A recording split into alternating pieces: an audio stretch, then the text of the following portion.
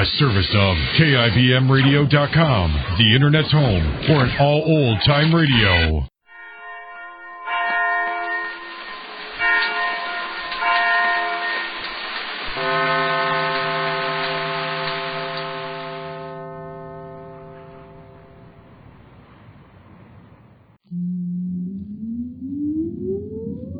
Countdown for blast off.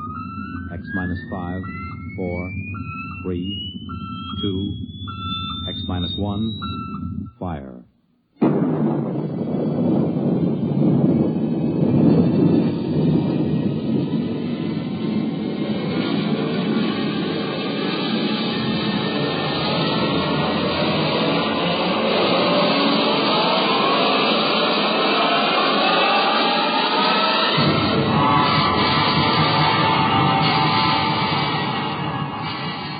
From the far horizons of the unknown come transcribed tales of new dimensions in time and space. These are stories of the future, adventures in which you'll live in a million could-be years on 1,000 maybe worlds. The National Broadcasting Company, in cooperation with Galaxy Science Fiction Magazine, presents X minus 1.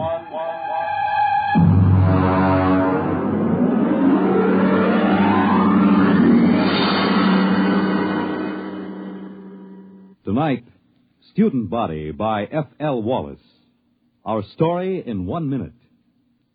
Girl. Boy. Moon. June. Ring. Wedding. Home. Money. Baby. Money. Education. Money. Retirement. Money. Solution? United States savings bonds. There's a smart couple. They're looking to the future. They know how important it is to plan for the future now with savings bonds. Yes, the plans you make today will determine what kind of tomorrow you have. Are you a student? Are you a young married couple? Are you approaching the golden years? Whatever your age, whatever your situation, savings bonds can be a big help in making your tomorrow secure and happy. Plan wisely. Buy savings bonds regularly where you work or where you bank. They're a good investment. You're saving your money and you're earning more. Series E bonds pay 3% interest compounded twice a year when the bonds are held to maturity. And savings bonds are as safe and sound as America itself. What's more, they're protected against loss or theft. For the big things in your life, be ready with United States savings bonds.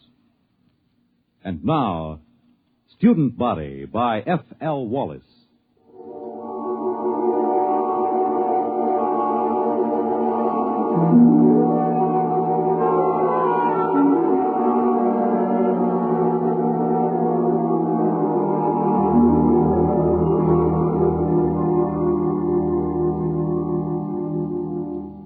Emergency report to Central Colonial Service. Subject Planet 7G63, Glade. Reporting Dano Marin. Special assignment from Biological Control. Report consisting of standard universal tapes and special recorded comment. First segment, landing day +1. 6 a.m. sidereal mean time. Voices on tape, myself, Colonial Executive Shep Hafner, and Athel, a female member of our crew. Tape commencing. Watch your step on the ramp, Marin. It's tilted. Oh, yes, I will. All right, where are these people? Over there, a few hundred feet. Beneath that tree. Oh, come on, then. You know, I'm going to have to note in the log that you cleared the planet for colonization as of last night. I understand. I'm taping this now for my records. I take full responsibility for the safety of this planet. All right. But wait until you see this. Here we are. Now, do you see there? In the clearing beneath that tree? What? Good Lord, they haven't a stitch of clothes on. None of them. That's just what I told you. Are they all right? They're not... No, they're just asleep. You can see them breathing. Look here, Hafner. Who gave them permission to sleep out here in the open? Shh, don't wake them yet. I gave them permission, Marin. They've been cooped up in that ship for over 6 months. They wanted to sleep outside. And in view of your clearance, I couldn't see any reason to refuse permission. I know. You were within your rights. But the clothing, why, they don't even have blankets. They did have, when they bedded down last night. Some of them even used the standard issue sleeping bag. Well, then what happened to them? There are 13 people sleeping around that tree, and they're stark naked, all of them. Last night you told me there was nothing dangerous on Glade. Do you still think so? I know so. I have the complete biological survey. Does your survey account for anything like this? You know it doesn't. That's what I thought. Okay. Now you've seen it for yourself. Let's wake them up and get them back to the ship. No, wait. You better wake them one at a time. This will be embarrassing enough for them as it is. Yes, I suppose you're right. Now we'll wake the nearest one first. That's Athel, our lab technician. Yes, well, here, take my jacket. Cover her with it before you wake her. All right. Wake up, Athel. All right, Athel, wake up. It's Executive Hatton. What? Oh, what is it? I'm sorry, Athel. Something has happened. Oh, my clothes. My blanket, everything's gone. Now, be careful. Don't wake the others. Yes, the others. Why, good heavens, they're all that way. Athel, just go back to your cabin on the ship. Everything is all right. We'll explain it to you when we have the others safely back. But I feel so foolish.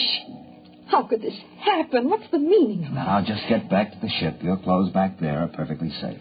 Yes, all right. Well, thank you. You told her we'd explain it later, Hafner. Do you think we can? That's your job, isn't it? This planet is as new to me as it is to you. You're the biologist. What destroyed their clothing? It would have to be something that could destroy both blankets and clothing without waking the people. Nocturnal insects? Ordinarily, I'd say that was a distinct possibility if it weren't for the fact that our surveys show no evidence whatsoever of any such insects on Glade. Your survey could have missed them, couldn't it? Not if they existed in any great quantity. Besides, if insects were the answer, there should be some kind of evidence of them right here in the area where Athel was lying. Certainly one or two of them would be crushed when she rolled over in her sleep. Oh, that sounds reasonable. Now, look for yourself. There's absolutely no sign of anything at all here. Well, what about some chemical, some vapor oozing from the ground? No chance at all. I'd rule that out completely. Then what? Well, here's the tree itself. I suppose it could exude some sort of a chemical that might dissolve cloth, but I can check that in the lab. Well, we'd better arouse the rest of these people and get them back to the ship. Hey, wait. What? What is it? Why, it's some kind of an animal. Just caught a glimpse through there. Ah, there he is. Yeah, you see behind that bush? Yeah. Looks almost like a chipmunk. Yes, and he's feeding on something. Why, it looks like a piece of cloth. Marin, do you think that... Shh, he doesn't hear us. I'll just ease up to him now. Closer. Now. You got him. Oh, well, hey, you little devil. Watch out, Marin. He's got sharp teeth. You're telling me. Yeah, easy there, boy. Easy. Like to have your head stroked? Sure you do. That's the boy. He's calming down. Yes, look at that. Well, he's nestling in the crook of my arm, almost like a kitten. Almost. Marin, I hope you don't mind short sleeves. Now, what do you mean? He's already eaten half the sleeve off your shirt. I think we found the answer to our problem. The animal was a small furry mammal resembling an Earth-type rodent. Its overall length is 14 centimeters, weight 512 grams.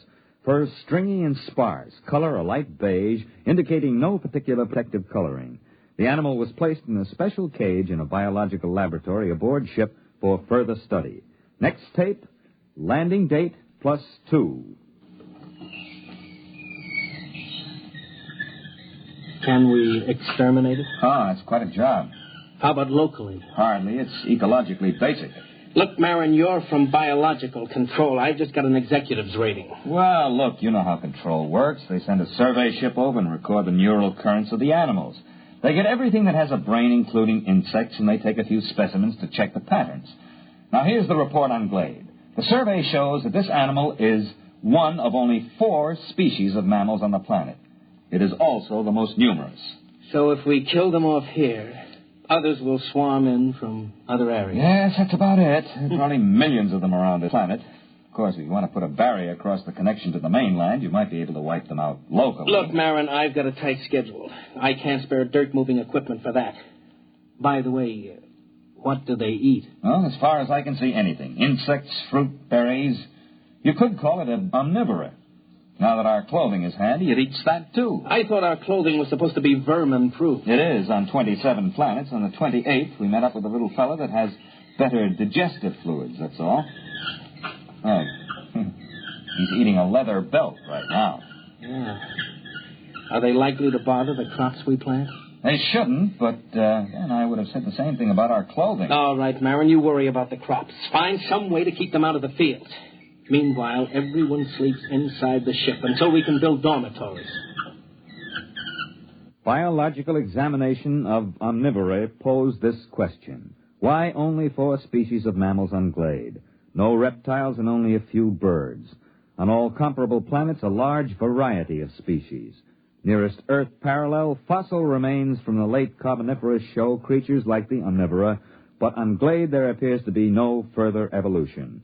Next tape segment, L plus 22, place, temporary warehouse, Quartermaster Crone, and myself. There you are, Mr. Marin. They got in every seat, sack, and barrel in this part of the warehouse. Well, what makes you think it's mice? Look, I've worked in grain elevators for 30 years in Kansas. Look at the way that sack is gnawed. And look over there. Droppings. Well, it's not exactly... I know, so they're mice-like. I want to know how to get rid of them. Have you tried poison? You tell me what poison to use, and I'll use it. They got into a 100-pound sack of arsenic and went through it like it was whipped cream. Well, how did they get in? It's a fused dirt floor, isn't it? It should be pest-tight. But see, there are cracks along here. They must have burrowed through. They were loose in here, and we don't have time to build another warehouse. They've got to be controlled here. Well, catch me a few of them alive, and I'll see what I can do. Next morning, a dozen live specimens of mice-like mammals were delivered to the lab. No 2 of them were affected by the same poison, and the poison developed to control the omnivora was completely ineffective. Alternate discussed with Executive Hafner and Machinist Tully of Computer Engineering. Next tape, L plus 24. Hafner, Tully, and myself. I tried it out yesterday, Mr. Hafner. I think I've got all the bugs licked now. Tully, I don't want any more metal used than is necessary. This isn't standard authorized equipment. You're not dealing with a standard authorized problem. Are you ready to activate the device? Sure thing. Here, help me get it down from this assembly bench down on the floor. All right. There you go, kitty. Now, what do you think of her?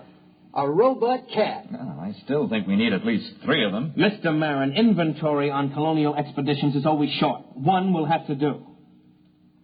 All right, Tully. Show us how this mechanical mouse catcher operates. You better get out of the way, Mr. Marin. If you've touched any of the mice in the lab, she'll go for you.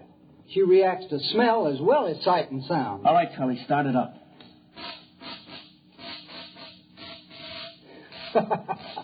All right, kitty, go ahead and have a good time. Oh, she moves like a cat. You know, I wouldn't bet a plug nickel on any mouse in the same warehouse with that baby. Robot cat device proved relatively successful in Warehouse 1. Rodent damage held below danger margin. Next tape, L plus 37. Tully, Hafner, and myself. I can't salvage it, Mr. Hafner. Just look at that. That skeleton was chrome steel, now it's bent. The skin was duroplastic, and now it's cut to ribbons. The computer parts are all smashed to bits. How do you account for it, Tully? Well, look around the poor thing. You had me build it for mice. These things weren't mice. They're a good foot long. They just outnumbered him, that's all. You examined these dead animals, Marin? Not closely. Well, you'll find your mice have grown. They ganged up on that cat. There aren't supposed to be any rats on Glade, are there? Well, there weren't supposed to be any mice either. What are you going to do? We'll have to build another warehouse. 2-foot-thick fused floors. Wait a minute, Mr. Hafner. To do that, we'll have to stop all other construction. The atomic generator... Why not build more robot cats? You weren't here when we opened the doors, Marin. The warehouse was swarming with rats. Tully, how many robot cats would we need? 5? 15? We don't have enough parts to build more than 3. If we need more than that, we'll have to rob the computer in the spaceship. And that's one thing I refuse to do. The spaceship is our only link with Earth until the next wave in 2 years. All right, then I'll tell you what we'll do. We'll floodlight the supplies at night. We'll post a guard with half-charged rifles until we can move to the new warehouse. That'll take about 10 days. Meanwhile, our fast crops are ripening. It's my guess that the rats will turn to that for food. Now, in order to protect our future food supplies, you'll have to activate your cold storage animals, Marin. Mr. Hafner, it's against regulations to release any cold storage animals on a planet until after a complete investigation. That takes 10 to 20 years. This is an emergency. I don't want to be responsible for another rabbit-infested Australia or that planet in the Centauri system that the snails took over. Marin, I'll take the responsibility. You're recording now, aren't you? Yes. All right. If that isn't authorization enough, I'll put it in writing. Well, the beast I've got for this job won't be any good against rats this size. You've got hormones. Use them. Dead rats were gathered and frozen for further study. Observed animals, a wide variation in size. Internally, a lack of uniformity in organs. Some specimens had huge fangs and delicate jaws. Others had tiny teeth and massive bone structure. Obviously the most scrambled species ever encountered by a biologist. Reproductive cells were especially baffling. Proceeding with hormone treatment on cold storage Earth animals. Next tape, L+39. Lab technician, Atheel, and myself.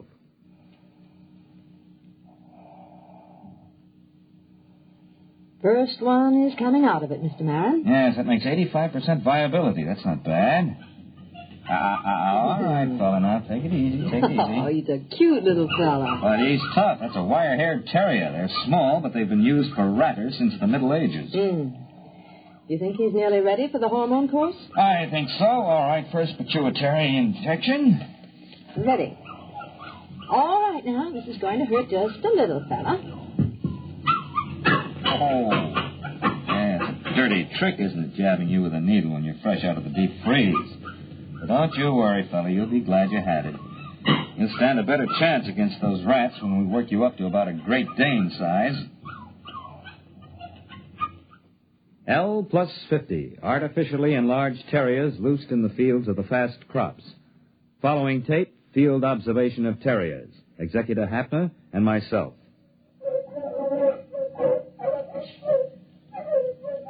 How long have they been at it, Marin? Since daybreak. I have to bring the dogs in at night and shoot them full of antibiotics. Will the dogs last? Well, this crop will be harvested in about a week. We'll make that. Then there'll be 2 weeks to rest up before the next fast crop shows above ground. I think we've got the rats licked for a while. Well, when you get a chance, you might ask some of those PhDs in Central how they happened to hand us a survey and forgot to give us a few details like mice and rats. I have been checking on that, Mr. Hafner. I don't think there's any doubt. When that survey was made before we landed, there weren't any mice and rats on Glade. Then where did they come from? How did they get here? I don't know. But we're going to have to find out. Research project on pseudo-mice and pseudo-rats interrupted by field trip with Biological Survey Officer Whitehead. Tape L+63 in field geological survey vehicle. Whitehead and myself.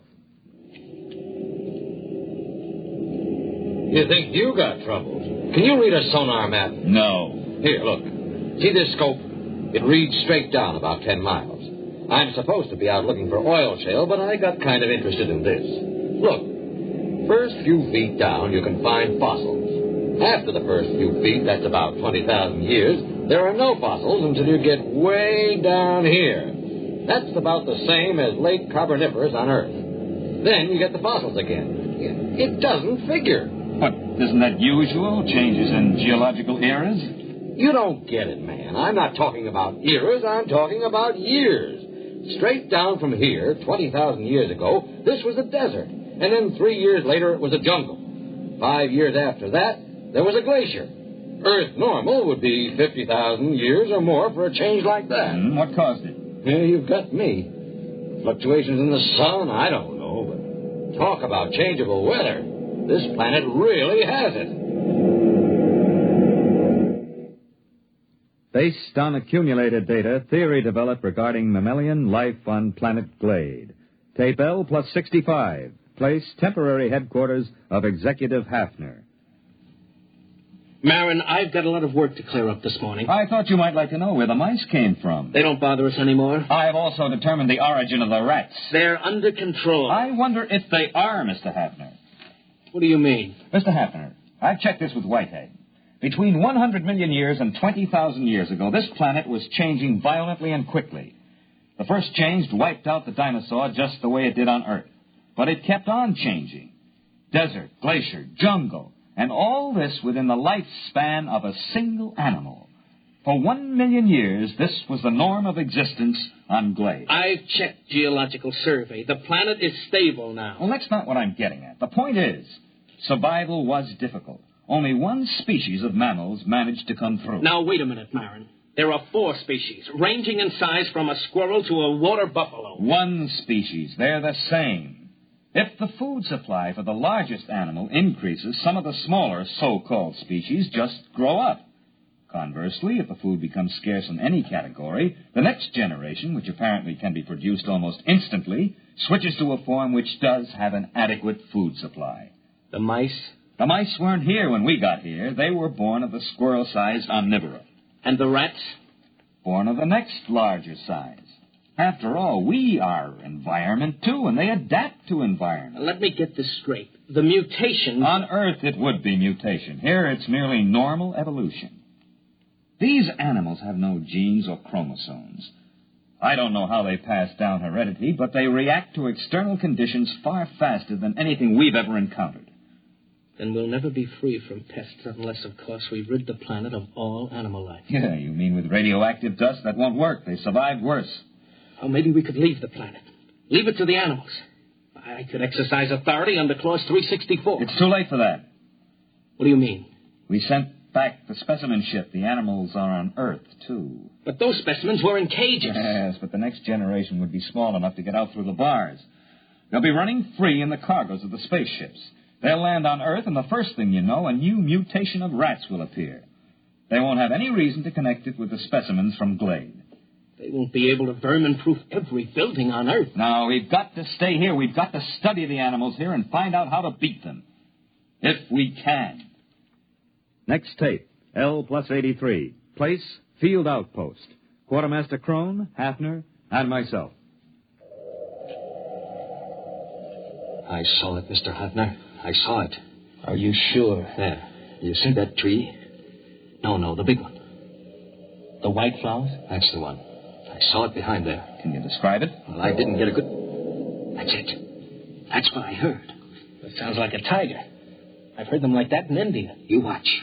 Right by that tree. Hey, look out. It's heading this way. Give me that rifle. Hurry up. Shoot. Try again. I've got it. Come on, let's take a look. Now look out. It might be still alive. No, I hit it square with that second charge. What in the devil is it? It's a good 8 feet long. What do you make of it, Marin? Well, except for the lack of markings, it closely resembles a tiger. Look at those claws. We chase the rats out of the warehouse, they go to the fields. We hunt them down in the fields with dogs, and they breed tigers. Well, that's easier than rats. We can shoot tigers. Wait a minute. We've been here less than 3 months, Marin. The dogs have been in the fields only 2. And that tiger's mature. How do you account for that? I'm not sure, Mr. Hafner, but I imagine if the survival factor is high, the young don't ever have to be young. What? They can be born as fully functioning adults.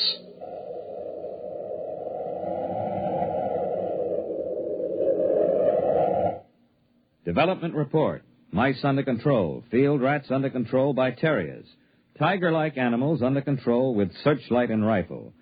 Additional complication. The original animal developed an appetite for electrical insulation. There is no protection except to keep the power on at all times. The last tiger-like animal was seen at L plus 130. After that, the attack ceased. By L plus 2 years, the animal seemed to have been controlled in all its forms. However, 3 months before the next colonists were due, a new animal was detected. Food was missing from the fields. Dogs were useless. The animal seemed to roam the fields, and the dogs did not attack. Patrols were unable to find the animal. Tape L plus 2 years. Hafner, Engineer Tully, and myself. Now, here's the way I'm rigging it up, Mr. Hafner. Whatever it is, it spotted the photoelectric cell rig. So I've worked up an alarm that reacts to body radiation. You're sure the animal won't spot that? Well, I'm burying it in the field. Then we'll move the visible alarms to another field. All right, Tully. As soon as the alarm goes off, notify Mr. Marin and me. Do you understand? Yes, sir. Just as soon as the alarm goes off.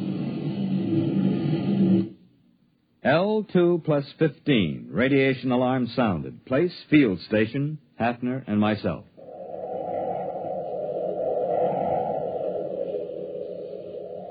Look out where you're walking, Marin. We don't want to scare it away. Well, there are dogs in that field, aren't there? Well, they were supposed to be, but they didn't bark. Quiet. There it is. See? Huh? It's in between the rows. Look out. Look out. Give me a clear shot. No, wait a minute. Don't shoot. Look, Marin, I'm the executive here. I say it's dangerous. Dangerous? That's why you can't shoot.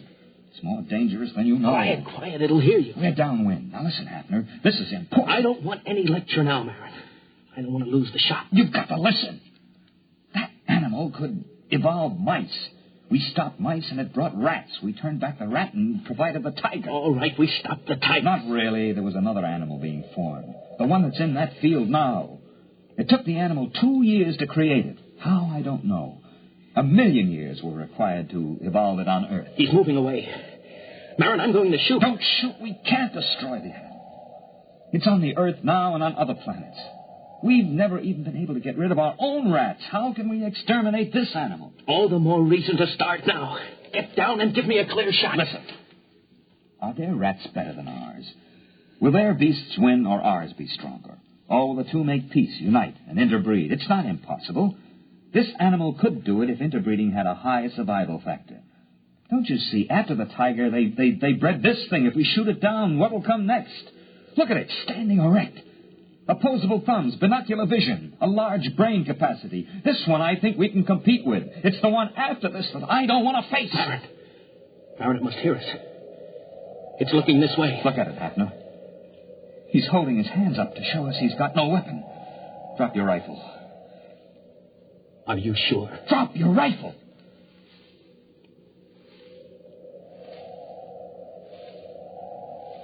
He's coming this way. He's got one of those white blossoms in his hand. Yes. Must be a sign of peace. Wait. It looks almost like a man. I wonder what's inside that body. I wonder what's inside that head.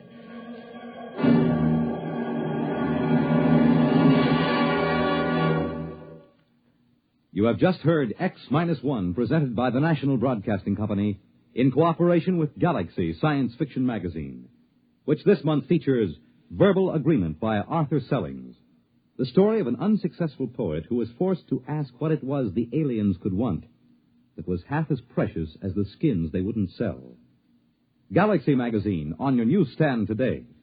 Tonight, by transcription, X-1 has brought you Student Body, a story from the pages of Galaxy written by F.L. Wallace and adapted for radio by Ernest Kenoy. Featured in the cast were John Raby, Bob Hastings, Kate Wilkinson, James Stevens, Charles Carruth, and Merrill E. Joels. Your announcer, Fred Collins. X-1 was directed by Bob Maurer and is an NBC Radio Network production.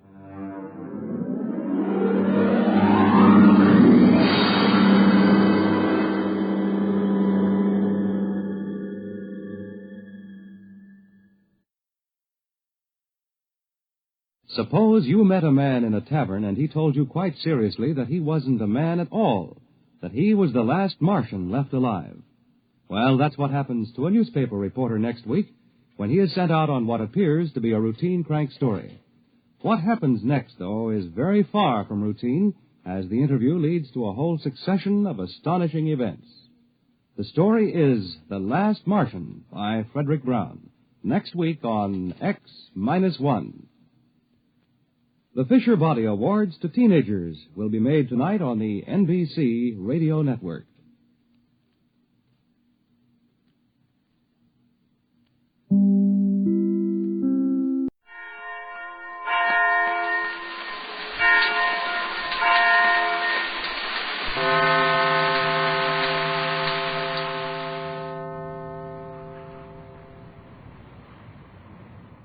Jerry and Joan are now several hundred feet below the surface of the South Pacific Ocean. After the Gregory party was comfortably located in their new quarters in the Euclidean city below the sea, Mrs. Gregory and Captain Bradford started out to explore the underwater colony from one side, and the youngsters chose the other. When they stood on a balcony of steel, looking out into a natural cave nearly a mile in diameter, where large trees and green grass were growing below them, Jerry and Joan thought they had seen something wonderful. Now, however, they are seeing things even more wonderful as they stand on the floor of the immense undersea room. Hey, Joan, listen to that. Listen to what, Jerry? Listen, you'll know what to listen to. I hear a variety of strange sounds. What do they mean? Well, if it was back home, out in the country, I'd say we're in somebody's barnyard. Sounds like chickens and stuff to me. I have never heard of chickens. Well, you're hearing them now. I don't believe it. Jerry, you say you can hear something, then you say you do not believe it. What are you thinking about? Well, I know there couldn't be any chickens or ducks or pigs or any of the rest of those things here. We're in a cave 400 feet below the water. But you said you heard those animal sounds. Well, I still don't believe it. Jerry, it is foolish to stand here and discuss something we may easily settle. Well, how can we settle it? If we step around this section of the wall into the main chamber, we will see what is making those noises. Yeah, guess you're right. Okay, come on then, Joan. Hey, Joan. Joan, listen to the noise our feet make here. What is so strange about that? Well, this is good old dirt we're walking on now. Just plain old ground. Boy, it sounds good after all that noiseless steel we've been walking around on. I can understand how you would feel that. Joan, look, it's a regular barnyard, just like we have back home, any place in the country. What are those lively white things? Those lively white things are chickens, white leghorns. I have eaten of chicken, but I have never seen one before. Did you like that bacon we had for breakfast? It was indeed acceptable food. Well, that old guy over there with a curly tail, that's a pig, and someday he'll be bacon. Will he also be eggs? Will he be what? Will the pig be eggs? We had eggs with the bacon this morning. Look, Joan, you don't get eggs from pigs. You get eggs from chickens. It's about time you started eating some real food instead of that concentrated stuff they give you in those little pills. Huh, eggs from a pig. I am sorry if you think I am stupid, Jerry, but I had never seen either a chicken or a pig. Oh, okay, but don't ask me a lot of silly questions now if you see a cow. A cow? What is a cow? I know it. Now hold everything. I'll explain a cow when we see a cow. I suppose you think milk comes from those concentrated milk tablets. That is indeed all I know of milk. Well, it strikes me that a lot of these Euclideans know plenty more than you do about a lot of things.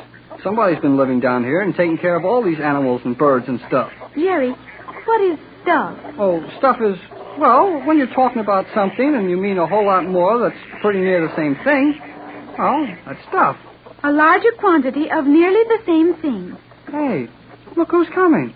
He is vaguely familiar to me. Well, I guess you only saw him a time or two when we first came here in your mother's yacht. That's the old skipper who was handling the boat. The old gentleman who speaks only a single word at one utterance? That's the guy.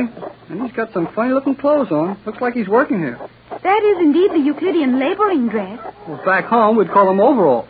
Hey, Skipper. Jerry, perhaps you should not speak to him. Why not? Old G47 said we could do anything we wanted to on the sightseeing tour. He has heard you, Jerry. He is coming toward us. Boy, and does he look glad to see us. Hello, Skipper. Hello. How do you do? Hello. Have you been here ever since we escaped from the island? Yep. Have you been working down here? Yep. But you are a sea captain. What did you know of farming? Nothing. Well, you must be doing it all right now. You look like they were treating you pretty good. Aye. Is McLeod the Scotch engineer down here, too? Aye. What's he doing? Milking. Milking? Milking. You mean milking cows? An engineer from a yacht milking cows? Aye. Oh, I'll bet he doesn't like that any too well. What's your job, Skipper? Pigs. Pigs? Hogs. Oh, boy. I can see that engineer handling a bunch of pigs. Jerry, what is a hog? Oh, a hog is a pig. Then what is a pig? Oh, a pig is a hog. I do not understand Oh, that. never mind now. Save all the questions till some other time. Just now, I want to try and find out something about what's been going on here. Have they treated you all right, Skipper? I mean, plenty to eat and a good place to sleep? Aye. Can we see McLeod pretty soon? Aye. Jerry, would it not be quicker and easier to see these things for yourself than it is to wait for the captain's answers one word at a time? Hey, look here, Skipper. Why don't you open up and do some real talking? I mean, put 2 or 3 words together and make a book out of them. Nope. Why? What's wrong with talking like other people? Waste. Waste of what? Words. So it's too much of a waste of words to tell us what's happened since we've been gone. Yep. Do you know where McLeod is? I mean, where we can find him right away? Pigs. Yeah, I know. He's with the pigs. But where are the pigs? Gone. The pigs are gone? Aye. Well, where did they go? I know blame well they can't run away from down here in this place. Where are they? Sleep. Oh, the pigs are going to sleep? Aye. Jerry, if they are sleeping, we do not wish to disturb them now. Look, Joan, a pig is something you don't care whether you disturb it or not.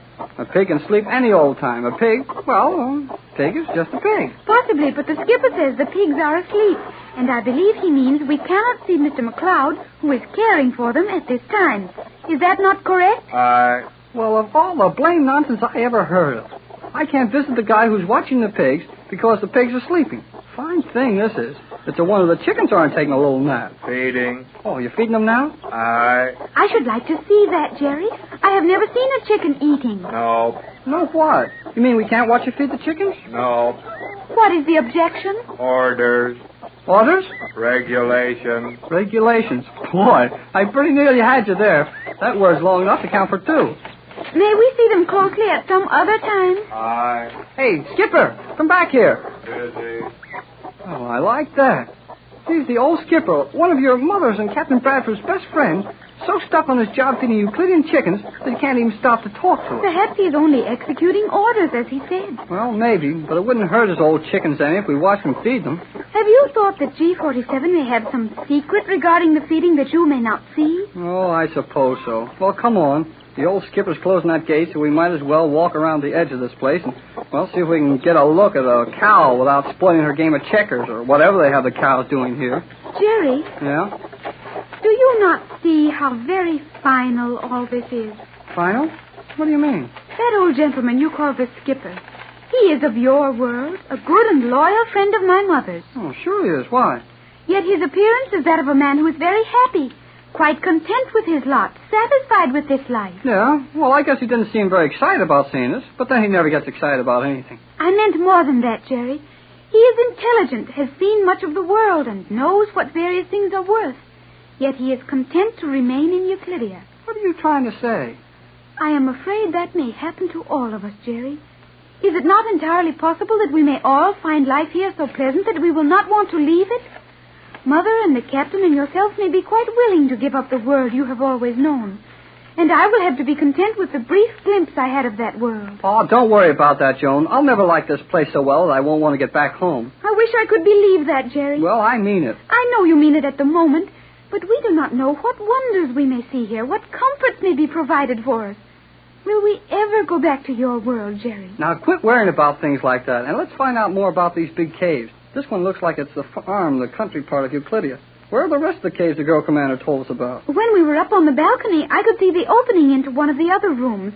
But from our position on the floor, I can see nothing but trees. Trees, 200 feet high. Boy, what a place.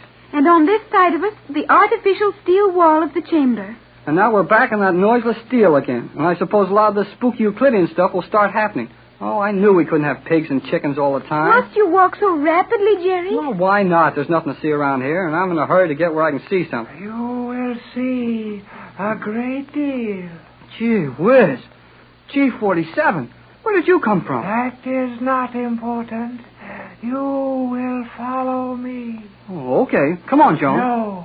Cleostra will remain where she now stands. You mean I'm to go with you alone? Precisely. What shall I do? Remain in your present position. Mrs. Gregory and the captain will join you in an instant. Oh, but look here. Why can't Joan come with me? You said we could look at anything we wanted to on this island or under it. I will show you something far more interesting than anything you might discover for yourself. But where are Mother and the captain? Silence, come on. I won't be long, Joan. I have spoken. That is all. Yes, that is all. And I am alone. Alone in the same world from which Mother and the captain and Jerry have tried so bravely to remove me. Joan, dear. Mother! Where's Jerry? And are you all right, Joan? Oh, I am perfectly safe, Mother. But where did you come from? Through this steel slide right behind you.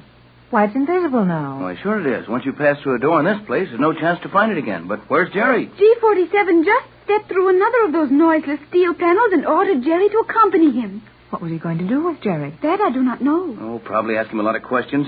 Jerry doesn't know the answer to the only question old G47 cares about. I hope he can make that scientist believe him. I suppose we are quite helpless to do anything for Jerry. Naturally, Mother. And any attempt on our part to move in Jerry's behalf would only anger G47. Well, we might as well take it as calmly as we can and wait around near here for him to come out. What have you two been seeing? We saw the old captain of your yacht, Mother. The skipper? Yes. How is he? He seemed in the best of health and spirits. So obviously so that Jerry could not understand it. What was he doing? He was caring for the chickens. Chickens? Yes. I had never seen one before, and we did not view these from a good point. But Jerry said they were chickens that gave us the bacon, which we used with the eggs, which came from the pigs to make our breakfast. Well, Joan, dear, that's the first time I've ever heard you so completely mixed up.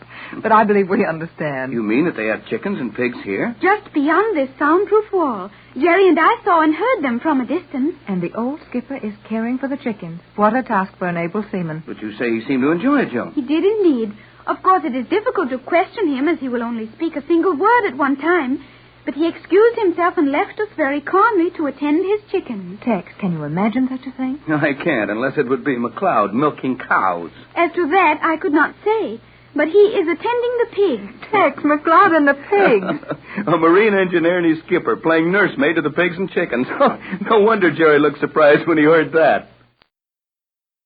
The last time we saw the Gregory party in Euclidia, that mysterious colony beneath the sea, we found our friends in happier circumstances than they have enjoyed for some time. Jerry and Joan went on a sightseeing tour of one of the mammoth natural caverns under the ocean, one of the giant rooms which had been used by the Euclideans to house their weird city. And there they saw strange sights. Not unique and terrifying scientific devices, but natural things. Pigs and chickens, green grass and tall trees. The most surprising things possible for this world beneath the water. Their pleasure lasts but a few moments, however, as G47 takes Jerry away. Mrs. Gregory and Captain Bradford find Joan very worried. I do not like it, Mother. G47 may harm Jerry. Oh, I think not, Joan. He promised we would all be quite safe so long as we remain quietly in Euclidia. You're right, Pat. We're in no danger unless we try to escape. We're not liable to try that 400 feet below the surface of the ocean. No, Joan, dear. And let's think about more pleasant things for a moment. You said you and Jerry saw the old skipper. He is caring for the chickens on the other side of that soundproof wall. We better not disturb him if he's busy. These Euclideans might not like that. I think that is the correct attitude, Captain. Then perhaps we can find our old yacht engineer, McLeod. He is attending the pigs. Attending the pigs? I bet the pigs would appreciate that if they could hear how nicely you worded, Joan. But never mind that. I'd like to see Mac for a minute, even if he is busy. I have no idea where the pigs are to be found. In what manner of place would pigs be likely to congregate? Oh, my dear. You'll never realize how much good you're doing us until you've lived for some time in our world. Pigs are not usually referred to as congregating, but I suppose that will do. I am sorry I do not have a larger acquaintance with pigs. Forget it, Joan. Let's walk around here a while and see what we can see. All this perfectly natural vegetation is amazing to me. There's a mighty good reason for it, if my opinion's any good. What is that, Captain? You remember when we visited the cloth mill up in the island, where they make the Euclidean cloth from seaweed? To be sure. I conducted you to that room. Who could forget that place? Where the machines made such a frightful clatter you could hardly hear yourself think. That's what I'm getting at. When we stumbled into that room, we had been walking without making a sound, opening and closing doors without a sound, riding in noiseless elevators. And all at once, a terrific din struck our ears. It was all done for a good reason. Precisely, Captain Bradford. As you so promptly surmised at the time, those machines were deliberately made noisy to aid the Euclideans in retaining their normal sense of hearing. Well, I'm sorry to have been so stupid about this, but I'm finally getting the idea. All of this naturalness, cows, trees, noise when we walk, all of these things are kept here in their natural state so that the Euclideans will remember how to behave when their time comes to go out into our world. I am glad we will be allowed to see things as they are in your world. All of my life, until you came, was spent up in the island, and there everything was artificial. Even our food was strange in comparison to what I now know as normal food. I think this atmosphere is good for all of us, Joan. We can keep up our spirits a lot easier among things we understand. Yeah, that's all right, but let's not forget that these Euclideans are just as dangerous and just as watchful in this weird undersea city as they were on the island. I would like very much to explore some of the other large caverns. The others? Are there others, Joan? Yes, the submarine commander explained to Jerry and me that this is only one of 13 such chambers. Do you know what is in those other caves? No, Mother. Let's go and find out. I would enjoy that, but I do not want to leave Jerry here. We're certainly not getting anywhere this way. Don't be too sure of that. We're on one of those noiseless steel runways now. So we are, and I believe it leads upward. Well, let's take a chance and go up on it. Perhaps we can come out on that balcony again. And this time we'll watch everything that's to be seen and plan our tour. Hello there. Pat, did you hear that? Well, I did hear something. Perhaps Jerry is calling us. Jerry never saw the day he could make a noise like that. Hi, over there. Hello. Tex, that sounds like McLeod. That's who it is, and he's coming this way. Is this gentleman the engineer from your yacht, Mother? Yes, dear. And poor Mac has been down here ever since we first found the island, I suppose. Aye, there you be, Mrs. Gregory, and Captain Bradford. Hello, Mac. Oh, I'm glad to see that you're alive and well, Mac. How do you do? Aye, and how do you do, my lassie? You're as beautiful as your mother, and heretofore I had no thought that possible. Well, thank you, Mac. I see you're diplomatic as ever. More so, Mrs. Gregory. I've got a bit of a job here now that requires no little diplomacy. I thought you had something to do with pigs now, Mac. Pigs they are, and a fine task it is to handle them. But even so, it's no on the easy side compared to marine motors. What did I tell you about the old skipper, Mother? Now you can see that Mr. McLeod likes his pigs better than he did your yacht. Why, Mac, that's treason. If that good treason, make the most of it. I never want to leave this place again. Mac, you're not serious about this thing. You wouldn't actually stay here through choice. I would that, aye. Everything is perfect here. Even the sunlight is regulated properly, so my pigs get a right amount of it every day. I was trying to explain that to Jerry. Sunlight? What do you mean, Mac? Aye, the artificial sunlight we use here in the domestic animal sector. Ultraviolet light is something like it, but this is better. Well, how is it different and better? I cannot explain it to you, Captain. But G47 will if you ask him. And now I must get along to my pigs. Well, hold on a minute, Mac. I have some questions to ask you. I'm sorry, but the question will have to wait. I must see about my pigs. Well, Tex, what do you think of that? I don't understand it, Pat. And I don't like it. McLeod was one of the best marine engineers who ever held a ticket for all engines and all oceans. And he loved the sea and an outdoor life more than any man I've ever known. Yet he seems content to stay here with the Euclidean pigs. That's the very thing I'm so afraid of. The thing I've tried to warn you against all along. It's so easy to find things attractive in this sort of life.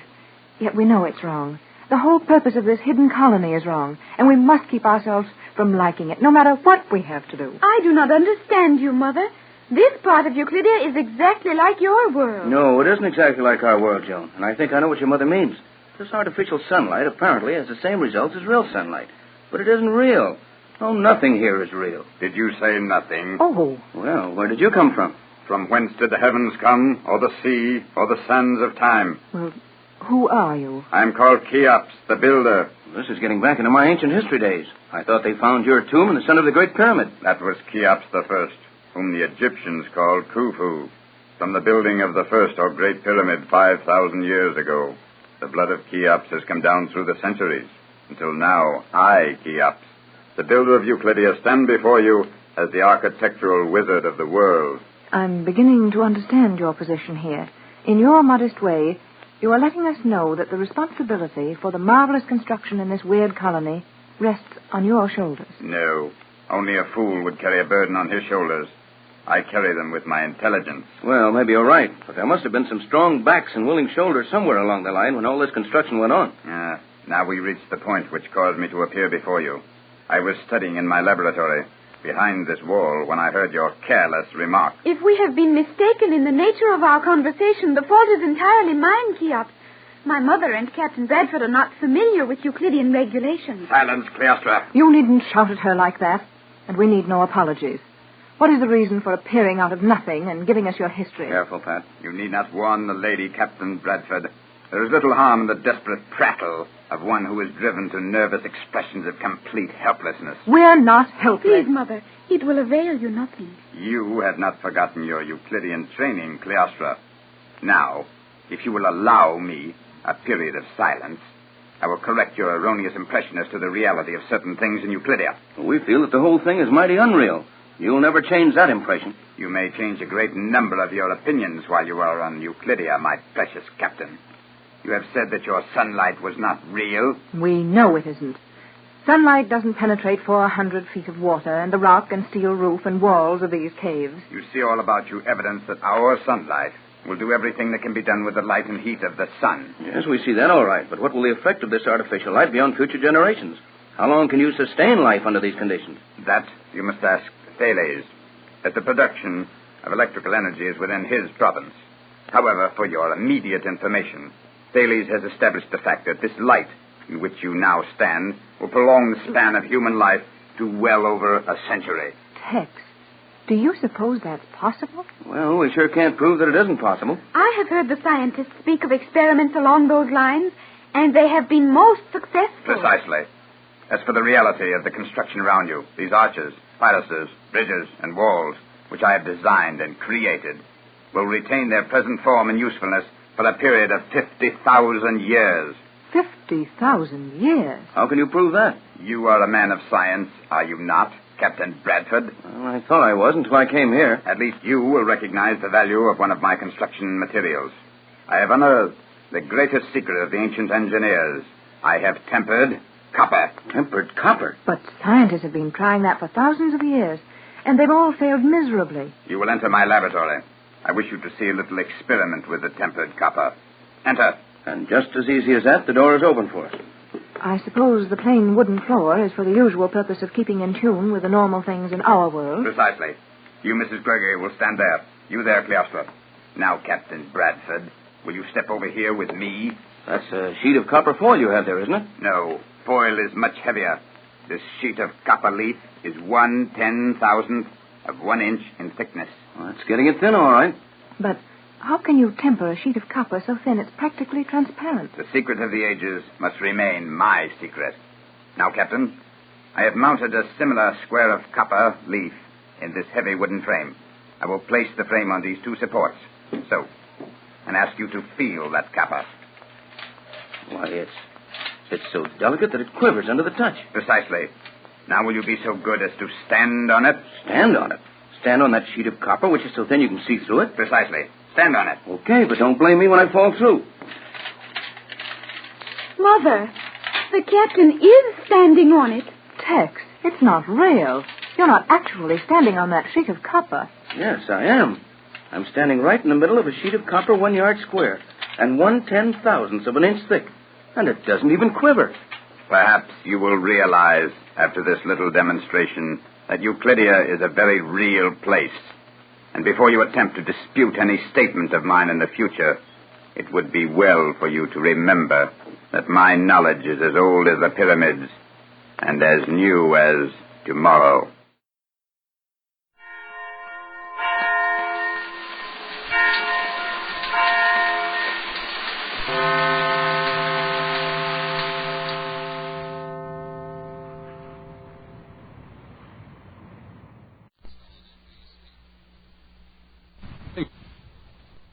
The program you are about to hear is fiction, science fiction. We make no guarantees, however, how long it will remain fiction. Exploring tomorrow.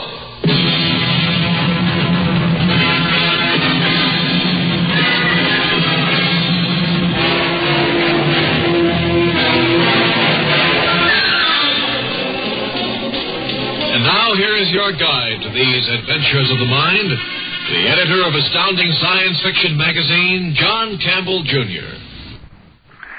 Dreams are a remarkable thing, a remarkable power of the human mind. Freud, the psychoanalytical school, has held they're important. But there's one aspect of dreaming that they deny, they overlook, perhaps. That's tonight's story. If someone handed you a photograph of a man's face and said, do you know who this is? Suppose that was a photograph of yourself 20 years from now. You'd have an awful hard time recognizing that. We can recognize a picture of something that we have seen. It's impossible to recognize something that we haven't yet seen. Let's say we have a patient who comes into an analyst's office, a badly frightened man. Dr. Sharp, my name's Jim Bedford, I got your name from the National Health Trust. They say you're the quick shock analyst they'd recommend in this area. It's nice of the Health Trust to say that. It builds up my morale in these troubled post-war times. He speaks very highly of you. I feel so darn silly running to a psychiatrist. That's for old ladies. Maybe we better forget it. I've got a lot of pressing work that I really should be taking care of. Let's see, Mr. Bedford. Now, according to the data you gave my secretary, you're with the State War Reclaim Bureau. Yes, that's right. I'm regional director. I've been with the Bureau all my adult life since 1971. Since the Doom War. It must be rewarding work watching the radioactive ash cleared away, houses and stores springing up again after so many decades, seeing the city itself come back from the rubble, knowing you could take a good share of the credit. That's right. It's going to be a long task, another generation. Sit down and you tell me about it. No couch? I thought all you psychoanalysts had couches. This office building was lucky to escape being hit. Yes, it's one of the few pre-war buildings left in this part of Sacramento. Matter of fact, it was your War Reclaim Bureau that loaned my family the money to rebuild. Doctor, why is it happening to me? What am I going to do? I have to stay at my job. Nobody else can do it. Nobody else knows this area the way I do. Nobody knows the people here the way I do. You were born here, William? Yes, I've lived in Sacramento all my life. What is it that's bothering you? I have some kind of hallucination, and it keeps getting worse. I've tried to shake it, but it comes back bigger and stronger. Now it's getting so that I can't work. I can't do my job. I'm starting up recall-inducing equipment, Mr. Bedford. It'll put you in a state of semi-sleep for a few moments. I'd like you to tell me what this hallucination is. Then maybe I can tell you why you have it. And maybe help you deal with it.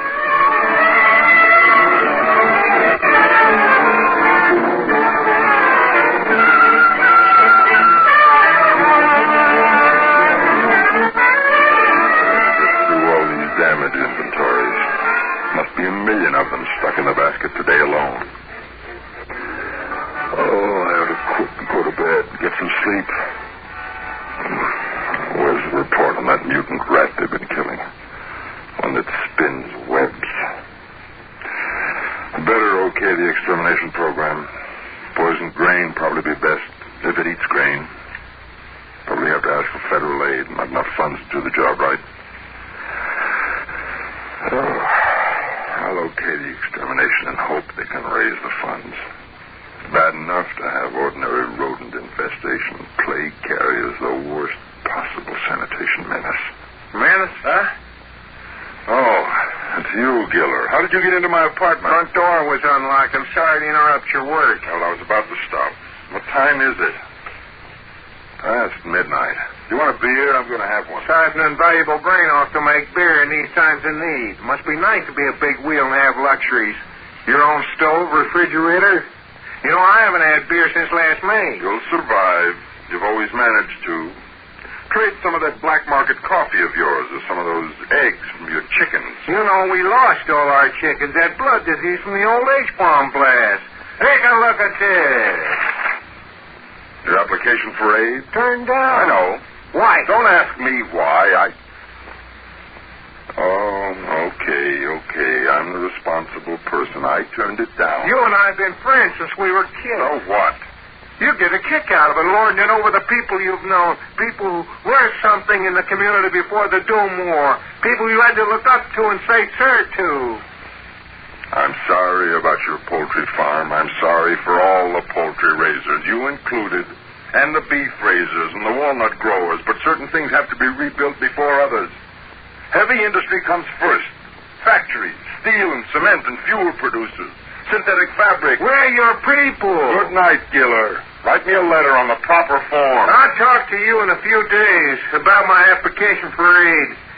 Maybe you'll change your mind. Come around.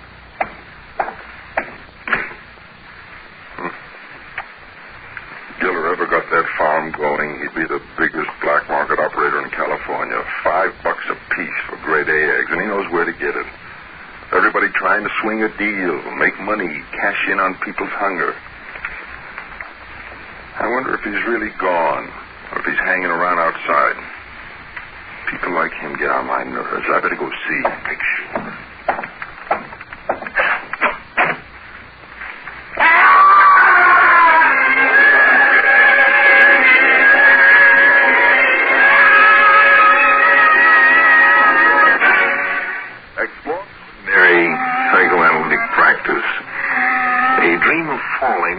tends to indicate that the patient has some kind of fear of a basic insecurity, a feeling that he's faced with a problem that he must solve and can't solve. But he's got to solve it, but he can't solve it, but it must be solved. Mr. Bedford. I'm falling. Help me, I'm falling. No, you're not. You're here in my office, sitting in a chair. Yes. But I was falling. I started to go out of my apartment. I opened the door to the hall, and there wasn't any floor under my feet, just emptiness. And I tried to grab hold of something, and there wasn't anything, nothing at all, anywhere. Just darkness. What happened next? Were you hurt? Doctor, how could I have been hurt? It was just in my mind. Maybe I stumbled or something, but I didn't fall because there was no place to fall. Momentary dizziness from overwork, fatigue. Yes, maybe. And since then you've had a fear of falling. A phobia. Phobia about high places. Okay, Mr. Bedford, let's try another recall. Now, this time, I want you to remember more about the falling and your friend Giller. Stop it! Don't kill me! Don't throw me over the rail, please! Shut up! Well, you probably think I'm going to give you one last chance before we toss you off this ramp. Not my fault. I tried to get funds. Bureau's short on funds. Terrible task ahead. He can't hear you. Bedford, I came to you and begged you to okay our application, but you turned us down. You did all you could to block it. Black market rebel? Police never seem to get you all. Probably bought off. That's right, bought off. Now, look, Bedford, for old time's sake, you want to get in on this along with us. I'll let you in. I have a sentimental feeling towards you. I think you sincerely felt you shouldn't okay our application. I never will. Even if you kill me. Oh, you mean that? I got my job, responsibility. Heavy industry comes first. Remember when there were eggs, how the shells looked when they were dropped? Remember how it felt to crush the eggshell underfoot? How did that old nursery rhyme go about putting the pieces of the shell back together? By the way, Bedford, we're making sure the next regional director isn't so devoted to heavy industry. We're getting in somebody with, shall we say, an agricultural frame of mind? Okay, let's finish this up and get going. Get him over the rail. It's almost a mile to the ground. How could a thing like this happen to me and be forgotten? Can a person forget being knocked down, kicked, and threatened with death? It wasn't forgotten. It remained buried beneath, repressed. We'll have to try some more recall, Mr. Bedford. So far, I don't have enough to go on. Now, this business of Giller and his men beating and terrorizing you provides what's called the traumatic incident, the moment of fear that starts the chain reaction of repression going. But, are you willing to try another recall? Not now, Doctor. You shouldn't stop at this point. I couldn't stand anymore. Tomorrow, maybe. We'd better go on now, Mr. Bedford. Now, from what you recall, I got an impression that there's no time to waste. I don't think they just beat you up and threatened you. I think they did throw you over the rail to your death. I think they killed you. All right, Doctor. I'll let you start your recall-inducing gadget again, but don't make me go back to that moment. Something else. I couldn't stand to see them standing there above me. Higher and higher, and then the ramp and the railing disappearing. This time, I'd like you to think of something pleasant, satisfying. Perhaps a day in your work when you were particularly pleased with what you accomplished.